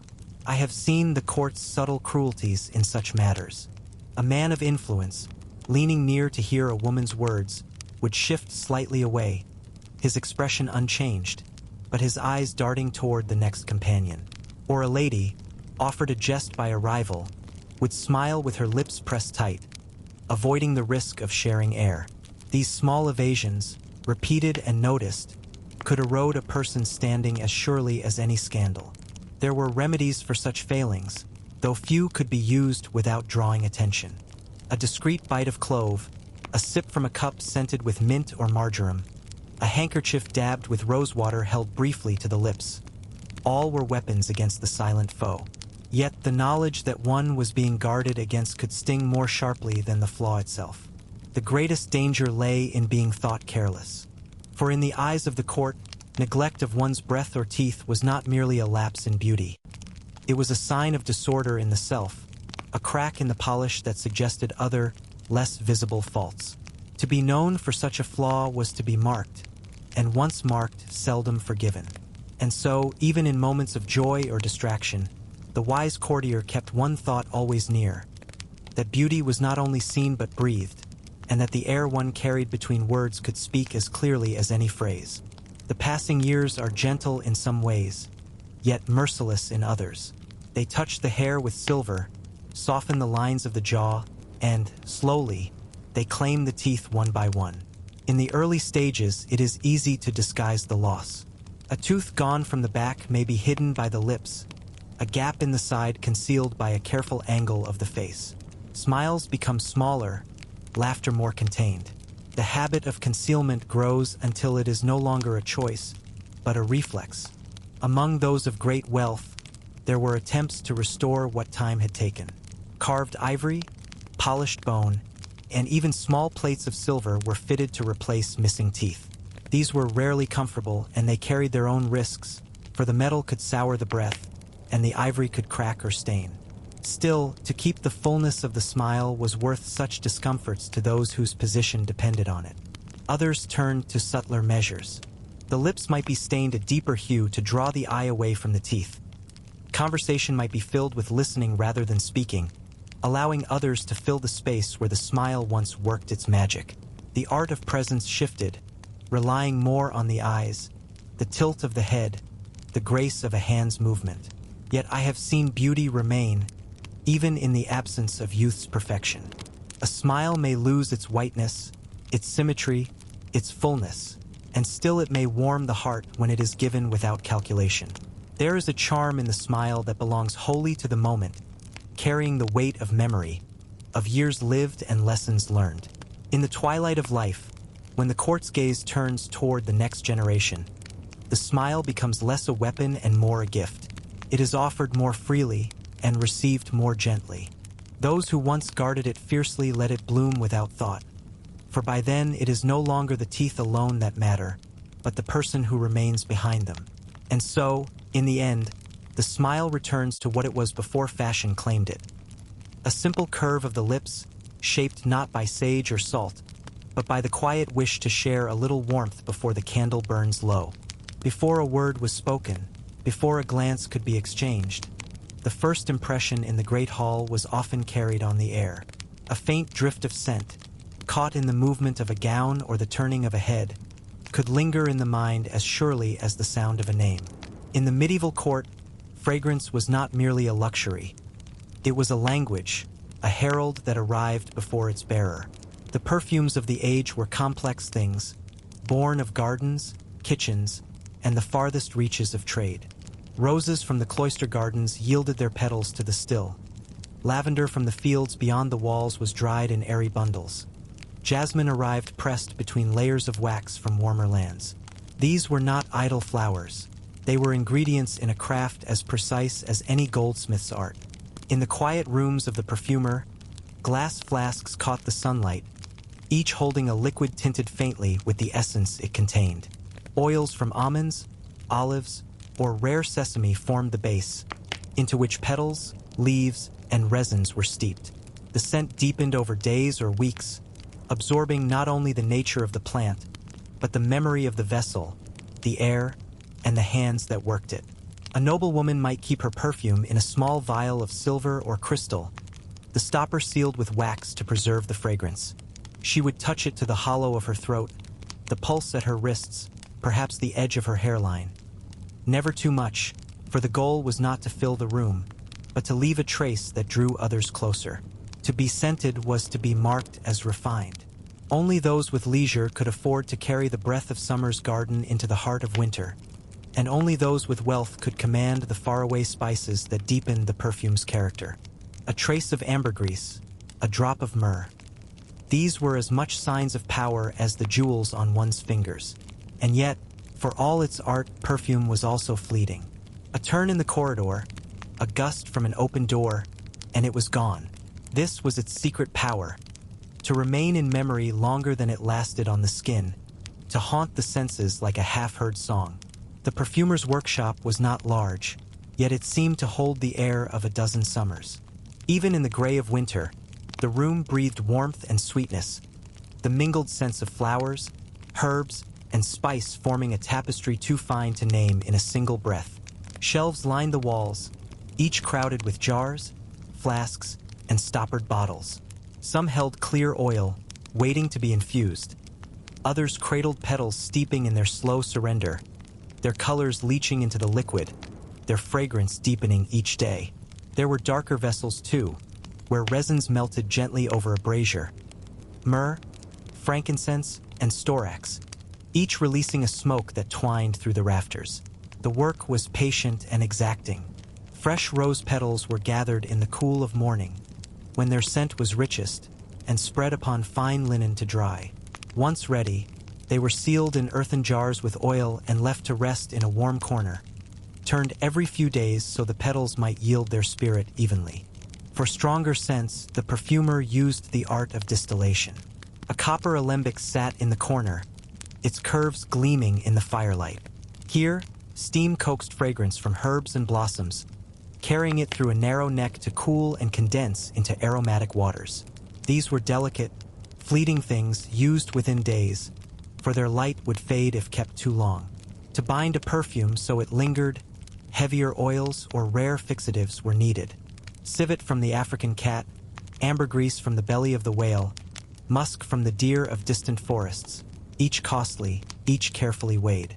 A single drop could anchor a scent, making it last not for hours but for days upon the skin. The perfumer worked in near silence, save for the whisper of liquid poured from glass to glass, the soft rustle of petals between the fingers. It was not simply craft, but a kind of alchemy, turning fleeting beauty into something that could be worn and carried, a memory pressed into oil. When the work was done, the perfume was decanted into tiny flasks, each one wrapped in cloth to protect it from light. They would leave this workshop not as mere fragrance, but as tokens of favor, as gifts to seal an alliance, or as treasures to be locked away until the perfect moment demanded them. The vial was small enough to vanish in the curve of a hand, yet it carried the memory of whole fields and distant coasts. When the seal was broken, the air caught the scent first. A slow bloom of rose and jasmine, underpinned by something darker, warmer, that lingered like an unspoken word. The lady sat before her mirror, the morning light falling across her hair. She did not pour the perfume, for to spill even a drop was to waste the labor of many months. Instead, she took a narrow glass rod, dipped it into the vial, and let the bead of oil cling there until she touched it to the hollow just above her collarbone. Another touch traced the inside of her wrist, another the edge of her ear where a curl of hair might drift aside. These were not random places. The warmth of the skin there would coax the perfume to rise gently, not as a cloud, but as a whisper. When she turned her head, the scent would follow. When she offered her hand, it would arrive before her voice. Even the hem of her gown might be brushed with the faintest trace, so that it stirred the air when she moved through a room. Perfume was not worn every day. To do so would make it common, and common things lost their power at court. It was reserved for occasions when presence mattered, an audience with a guest from another land, a feast in which alliances were tested, a dance where a single turn might be remembered for years. Nor was the choice of scent without meaning. The light freshness of citrus and herbs suggested openness. The deep weight of musk and resin implied gravity, and a blend of rare flowers spoke of refinement and wealth. Some ladies even changed their perfume with the season, letting the scent become part of the court's memory of them. Spring's lavender, summer's rose, autumn's spice, winter's myrrh. The perfume was the final layer of her preparation, invisible yet undeniable. Once it was in place, she rose, drawing her cloak about her shoulders. As she passed through the chamber door, the air behind her shifted, holding her presence for just a moment longer before it dissolved into the silence. In the court, scent was as much a marker of station as the cut of a gown or the weight of a ring. It was invisible, yet its absence could be felt as keenly as its presence. To enter a chamber without it was to step into the air unarmed. Among the nobility, the wearing of perfume signified not only taste but means. The ingredients themselves were costly. Spices carried from the Levant, ambergris from far western seas, musk from forests no courtier would ever see. Even the containers, of crystal, enamel, or chased silver, proclaimed their owner's place in the hierarchy of refinement. For those of lesser means, scent was harder to come by. Herbal waters distilled from rosemary, mint, or lavender were common enough in summer, but their freshness faded quickly. Oils from flowers could be made at home, yet without the rare fixatives of the perfumer's art, they lasted only a short while upon the skin. Thus, many went unscented, or carried only the faint perfume of their labor, the smoke of the hearth, the flour of the bakery, the clean sweat of the fields. To the courtly nose, these natural scents told their own truths. A faint trace of hay might betray a stable visit. The acrid tang of tallow smoke might whisper of long hours by a kitchen fire. Such signs could betray a person's station before they spoke a word. And yet, there were those who turned this to advantage. A knight returning from a hunt might carry the green, crushed scent of the forest. A lady who had spent the afternoon in the still room might smell faintly of thyme and honey. These were not the crafted perfumes of the perfumer's vial, but they could be just as memorable, for they told a story the listener could almost see. The absence of scent could also be deliberate, a statement of austerity, a display of piety. In the cloister, perfume was viewed with suspicion, as vanity given form. Some noblewomen, wishing to appear modest, would set aside their fragrance during holy seasons, letting their lack of adornment speak to their devotion. Yet even then, The return of perfume at feast time was noted, and its choice weighed like any other declaration. In the medieval world, scent did not linger only on the skin. It lingered in the mind, shaping memory long after the source had gone. It was a way of speaking without speech, of marking one's place without a single stitch of embroidery. There is a way in which scent clings to the mind more fiercely than sight or sound. A melody may fade, a face may blur, but a fragrance, caught again after years, can summon a moment whole from the shadows of time. I have seen it happen in the hush of a gallery, when a lady passes by wearing the same perfume a man once smelled at his wedding feast. His hand stills, his gaze loses its place, for in that instant he stands again in the hall of candles, the music behind him, the warmth of another's hand upon his arm. The body remembers before the mind can speak. Perfume could be tender, but it could also wound. The trace of a former lover's fragrance, carried on the gown of a stranger, might stir a grief thought long buried. In the intrigue of the court, such knowledge could be used with care or with cruelty. A vial of familiar scent, sent as a gift, might reopen alliances or unseat them entirely.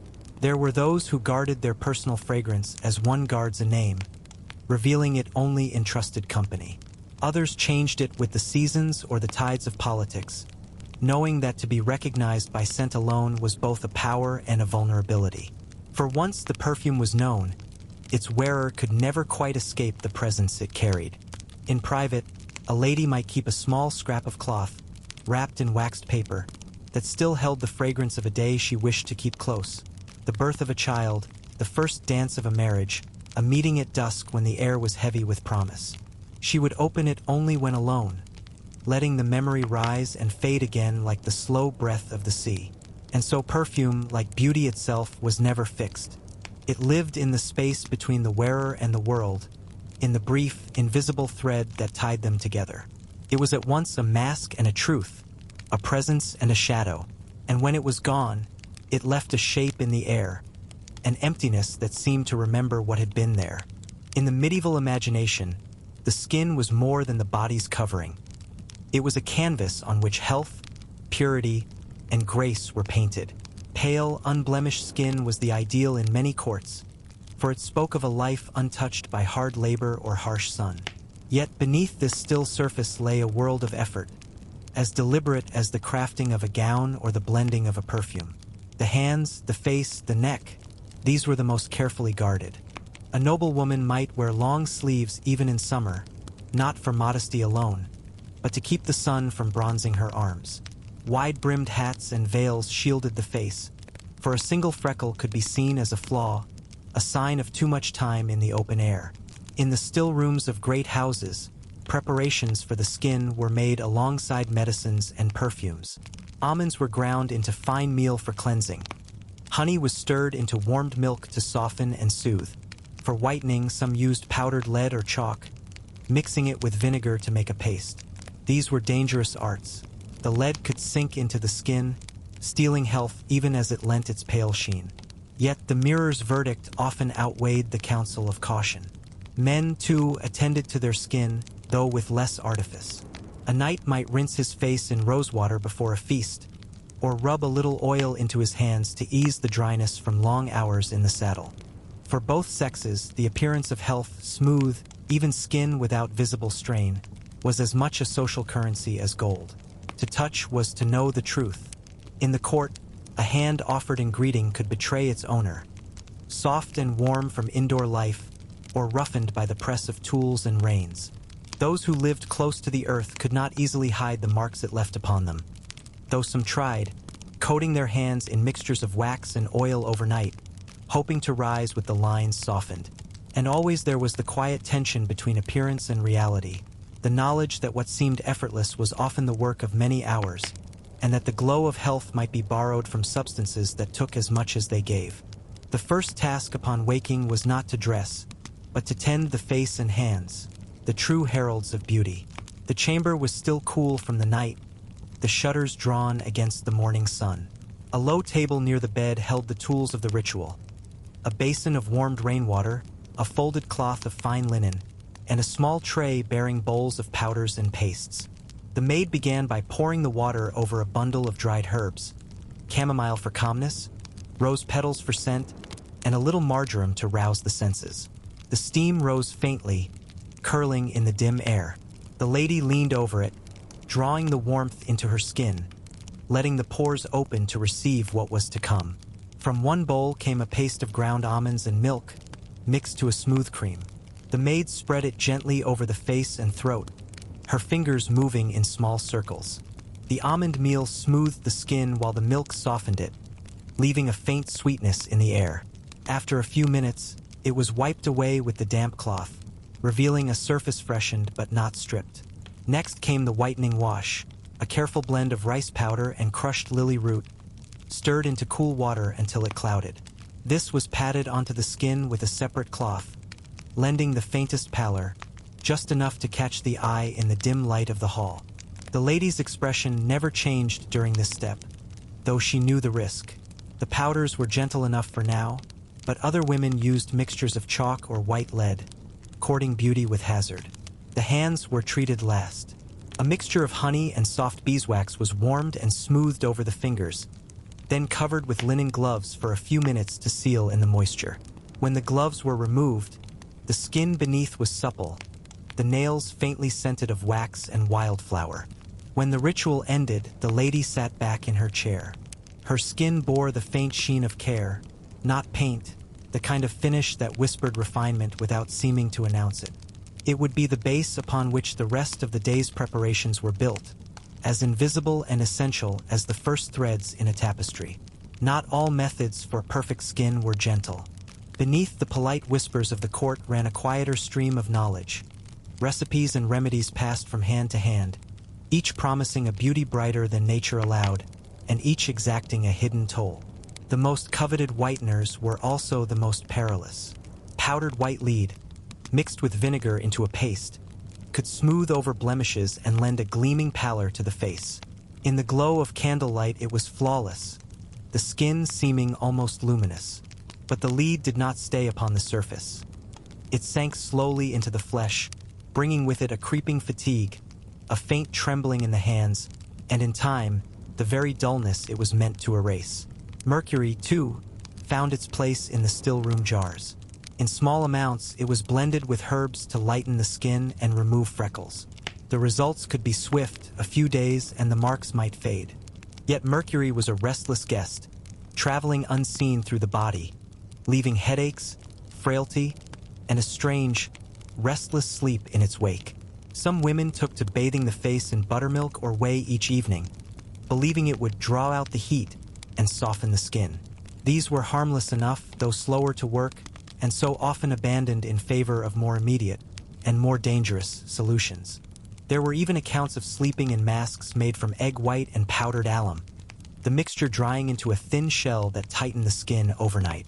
In the morning, it would flake away, leaving the face smooth, if faintly reddened. A single careless movement in the night could crack the mask, and with it, the illusion of effortless beauty. The paradox was plain. The very substances that promised perfection often hastened the loss of it.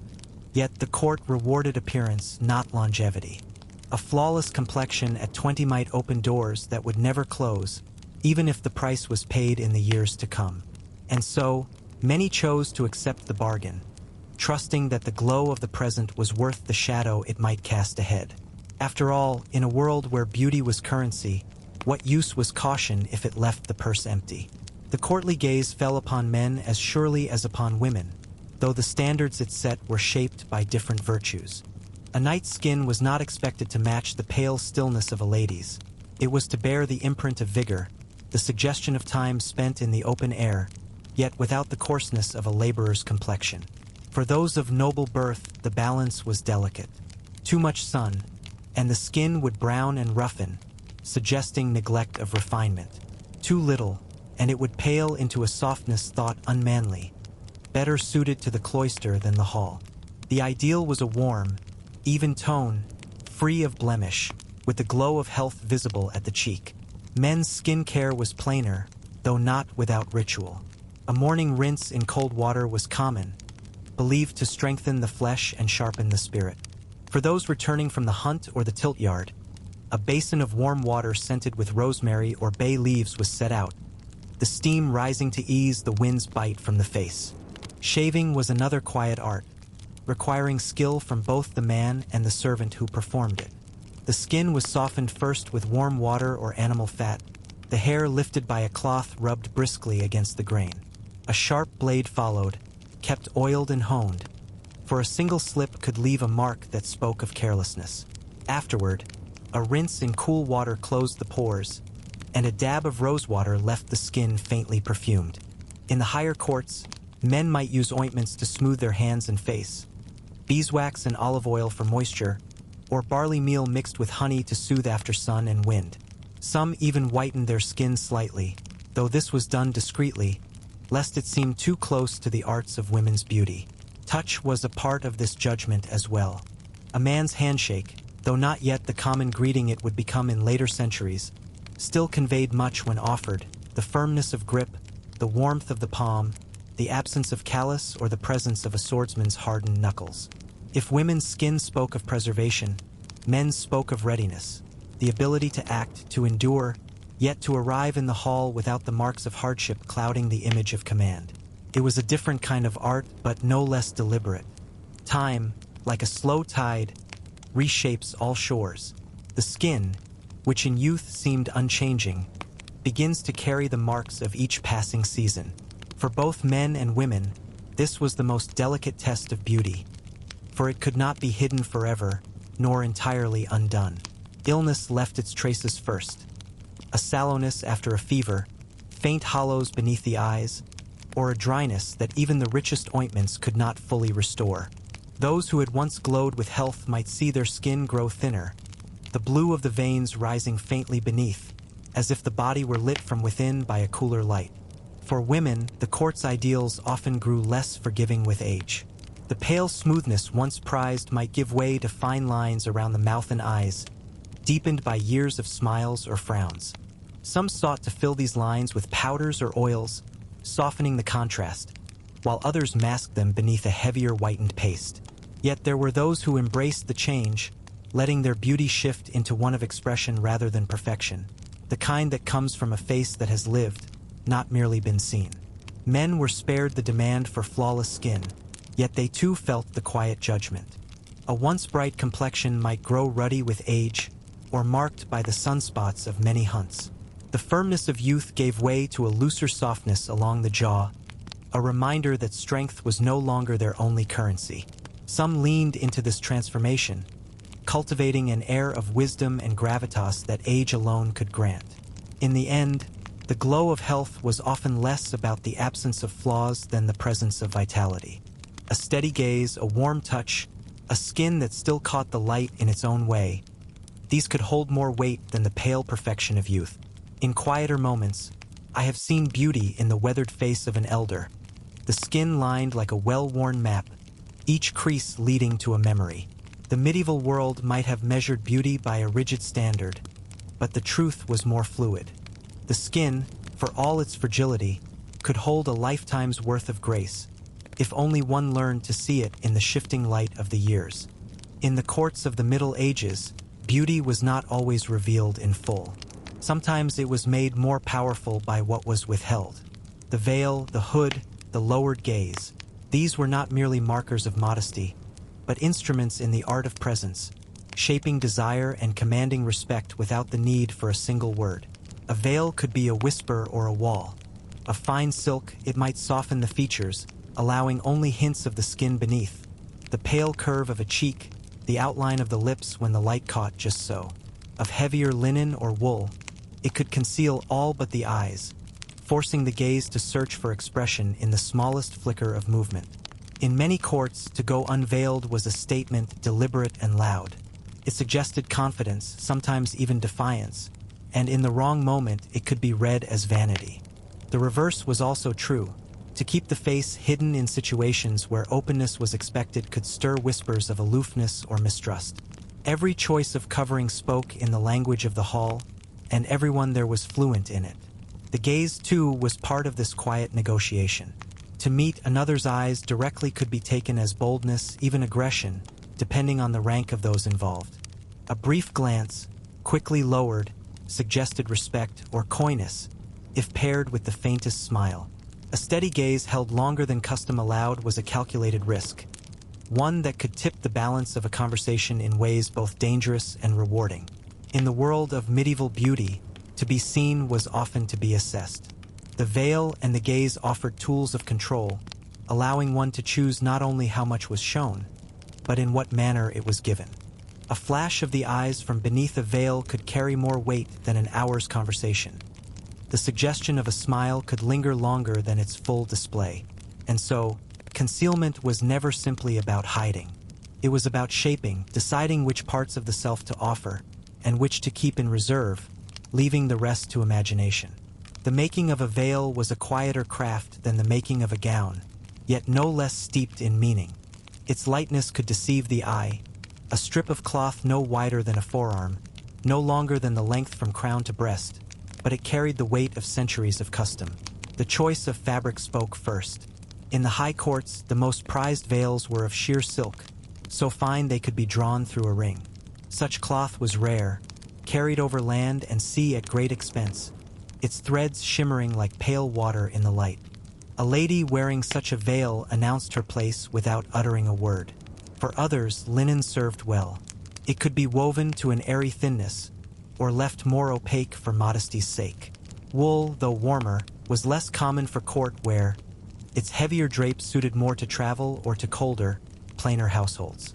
Some veils were edged with delicate embroidery, tiny vines or flowers in white thread that caught only the closest eye, while others bore a faint scent, brushed with lavender or rosewater before being set upon the head. The way the veil was worn was as telling as its fabric. A veil drawn forward, shadowing the face, suggested reserve. Pinned loosely so that a wisp of hair might escape, it hinted at a softer mood. Draped back to show the brow and cheeks, it could read as openness or invitation depending on who looked.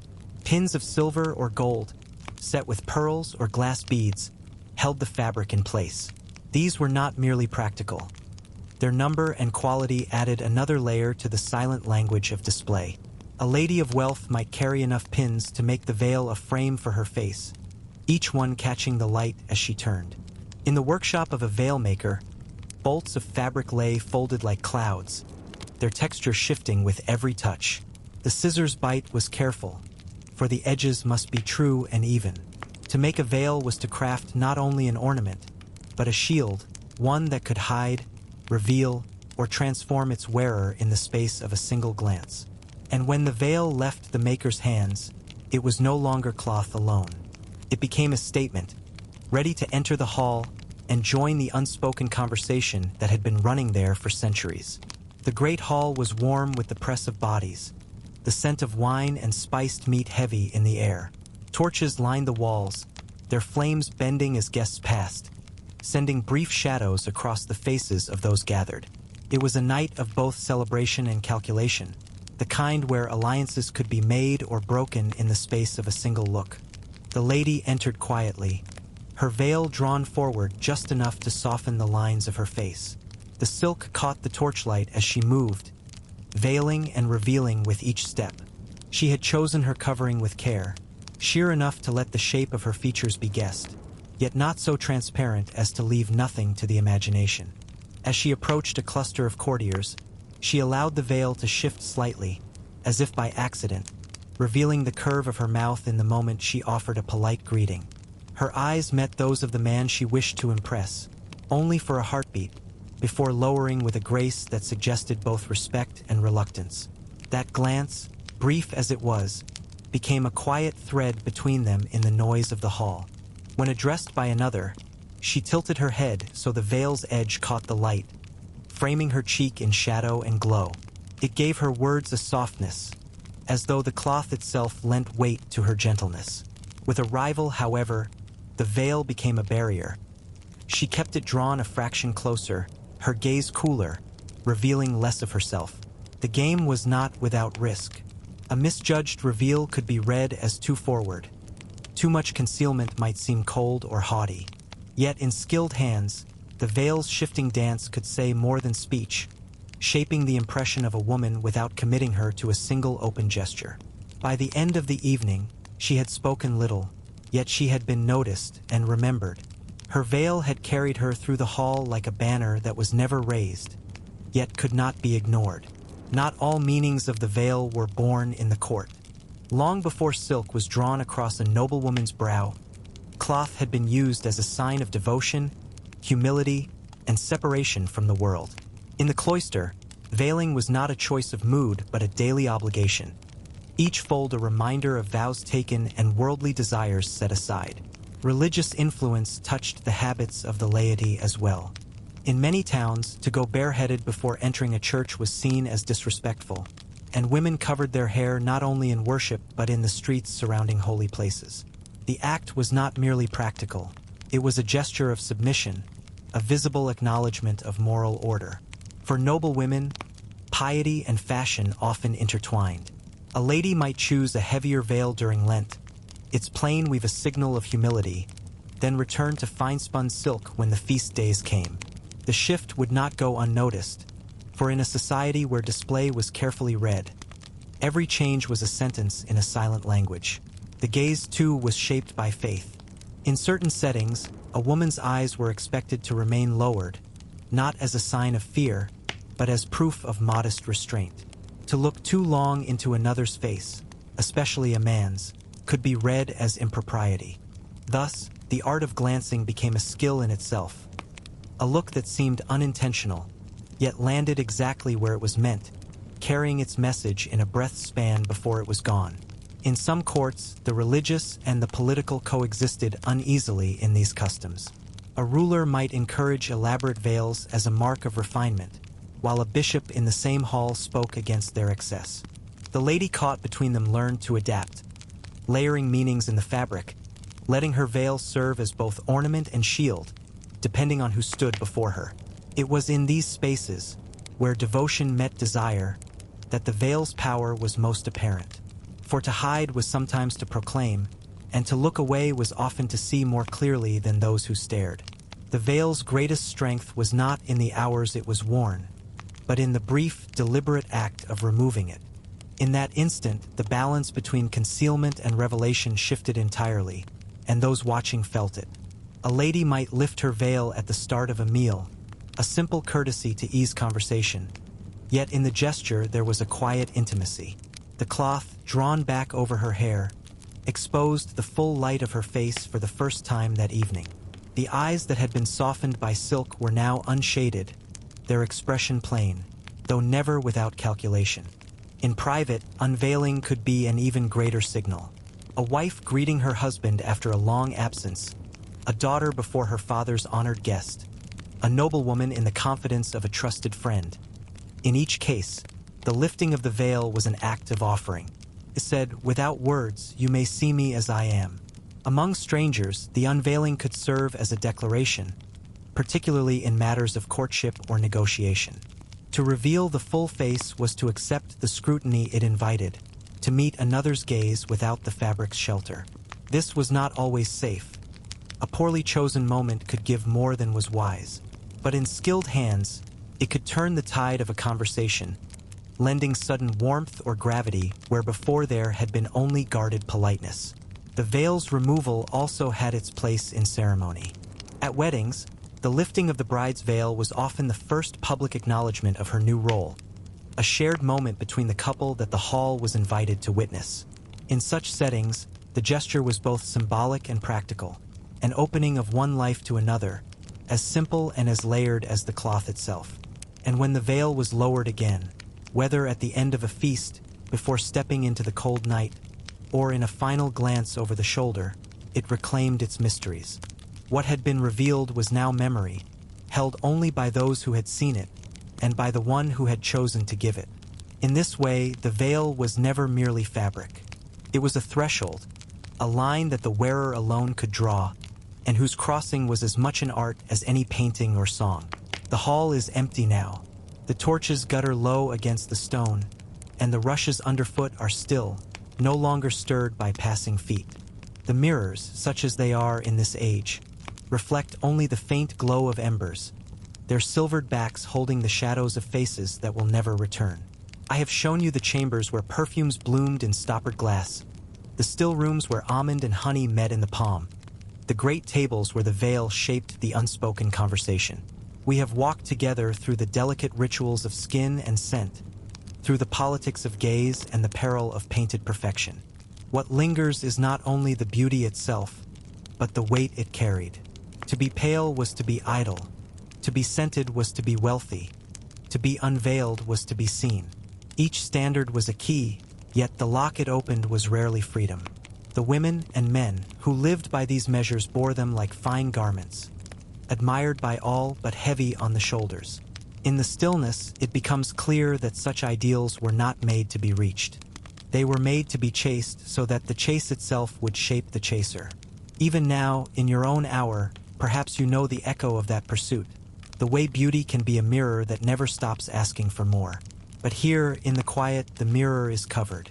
The powders are set aside, the veils folded, the perfumes sealed once more in their flasks. The skin rests in its own truth. The air is bare of artifice. Beauty, stripped of its rules, becomes something quieter, the warmth of a hand, the curve of a smile unseen by the crowd, the grace of being unmeasured. I am the watcher. I will carry these moments in the corridors of memory, where time slows to a hush and the forgotten lingers like mist upon the walls. And if your spirit is lighter for having walked with me, then perhaps, when night comes again, you will find me here, waiting in the stillness to walk once more beside you.